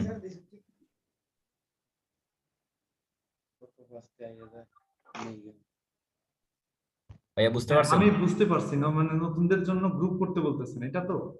জি ভাই, আমাদের গ্রুপ হইলে খুবই ভালো হইতো, আমরা গ্রুপে পুশ করতাম যে কোনো প্রবলেম হইতে, জি, তাইলে বড় আপনাদের বড় গ্রুপ তো, হ্যাঁ আপনাদের গ্রুপ হচ্ছে হয়ে যাবে, বুঝছেন, আজকেই মনে হয় করে ফেলবে সেখান থেকে। যারা বড় বড় ভাইয়ারা আছেন বা বোনেরা আছেন ওনারা যদি জানেন তাহলে তো আমাদের যে ভবিষ্যতে ইশিকনের ডিজিটাল মার্কেটিং এর গ্রুপটা আছে, ওইটার সাথে আপনারা জয়েন হতে পারেন কিন্তু চাইলে।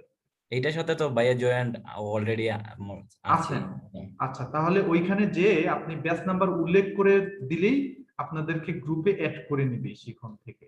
সো ভাই আজকের যে ক্লাসটা কালকে মিলবে ওইটার আপলোড, এই ক্লাসটা আপনারা আপনাদের যে ইশিখনের ড্যাশবোর্ডে পেয়ে যাবেন। ক্লাস 2 তে যে এখানে লাইভ ক্লাসটি দেখুন, ক্লিক করলেই পেয়ে যাবেন। জি ভাই।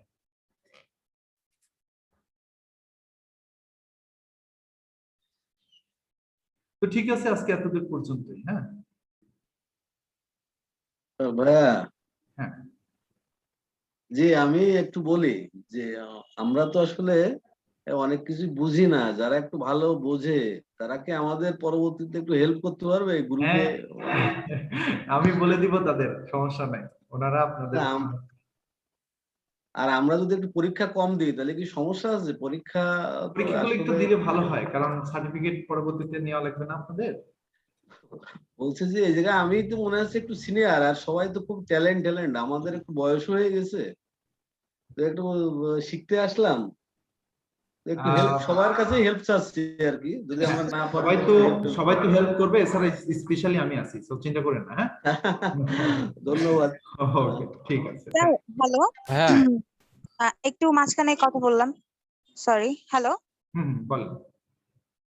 আমি বলছিলাম যে স্যার আপনি বললেন আপনি আজকে আগে পঞ্চম ক্লাসের কথা বলছেন, কিন্তু আমাদের তো ক্লাস 2 না চলছে এটা। না না, এমনি ওনারা প্রশ্ন করছিল তাই অ্যানসার দিয়েছি, সেটা বলছে।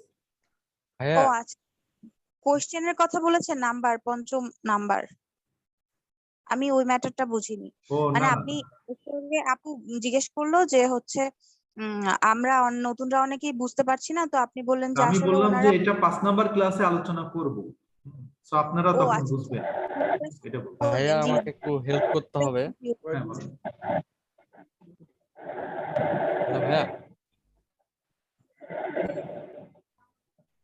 জি বলেন, দ্রুত বলেন। হ্যাঁ আমার আরেকটা ক্লাস আছে এখন। আচ্ছা ভাইয়া, আমি ওয়েব পেজে নিয়ে কাজ করি, কিন্তু আমার সাইট গুলো লো কোয়ালিটি, যদি এগুলো হেল্প করেন তাহলে। কন্টেন্ট ইমপ্রুভ করতে হবে। আচ্ছা ঠিক আছে, হেল্প করব, সমস্যা নেই। ওকে আচ্ছা আচ্ছা, সবাই ভালো থাকবেন।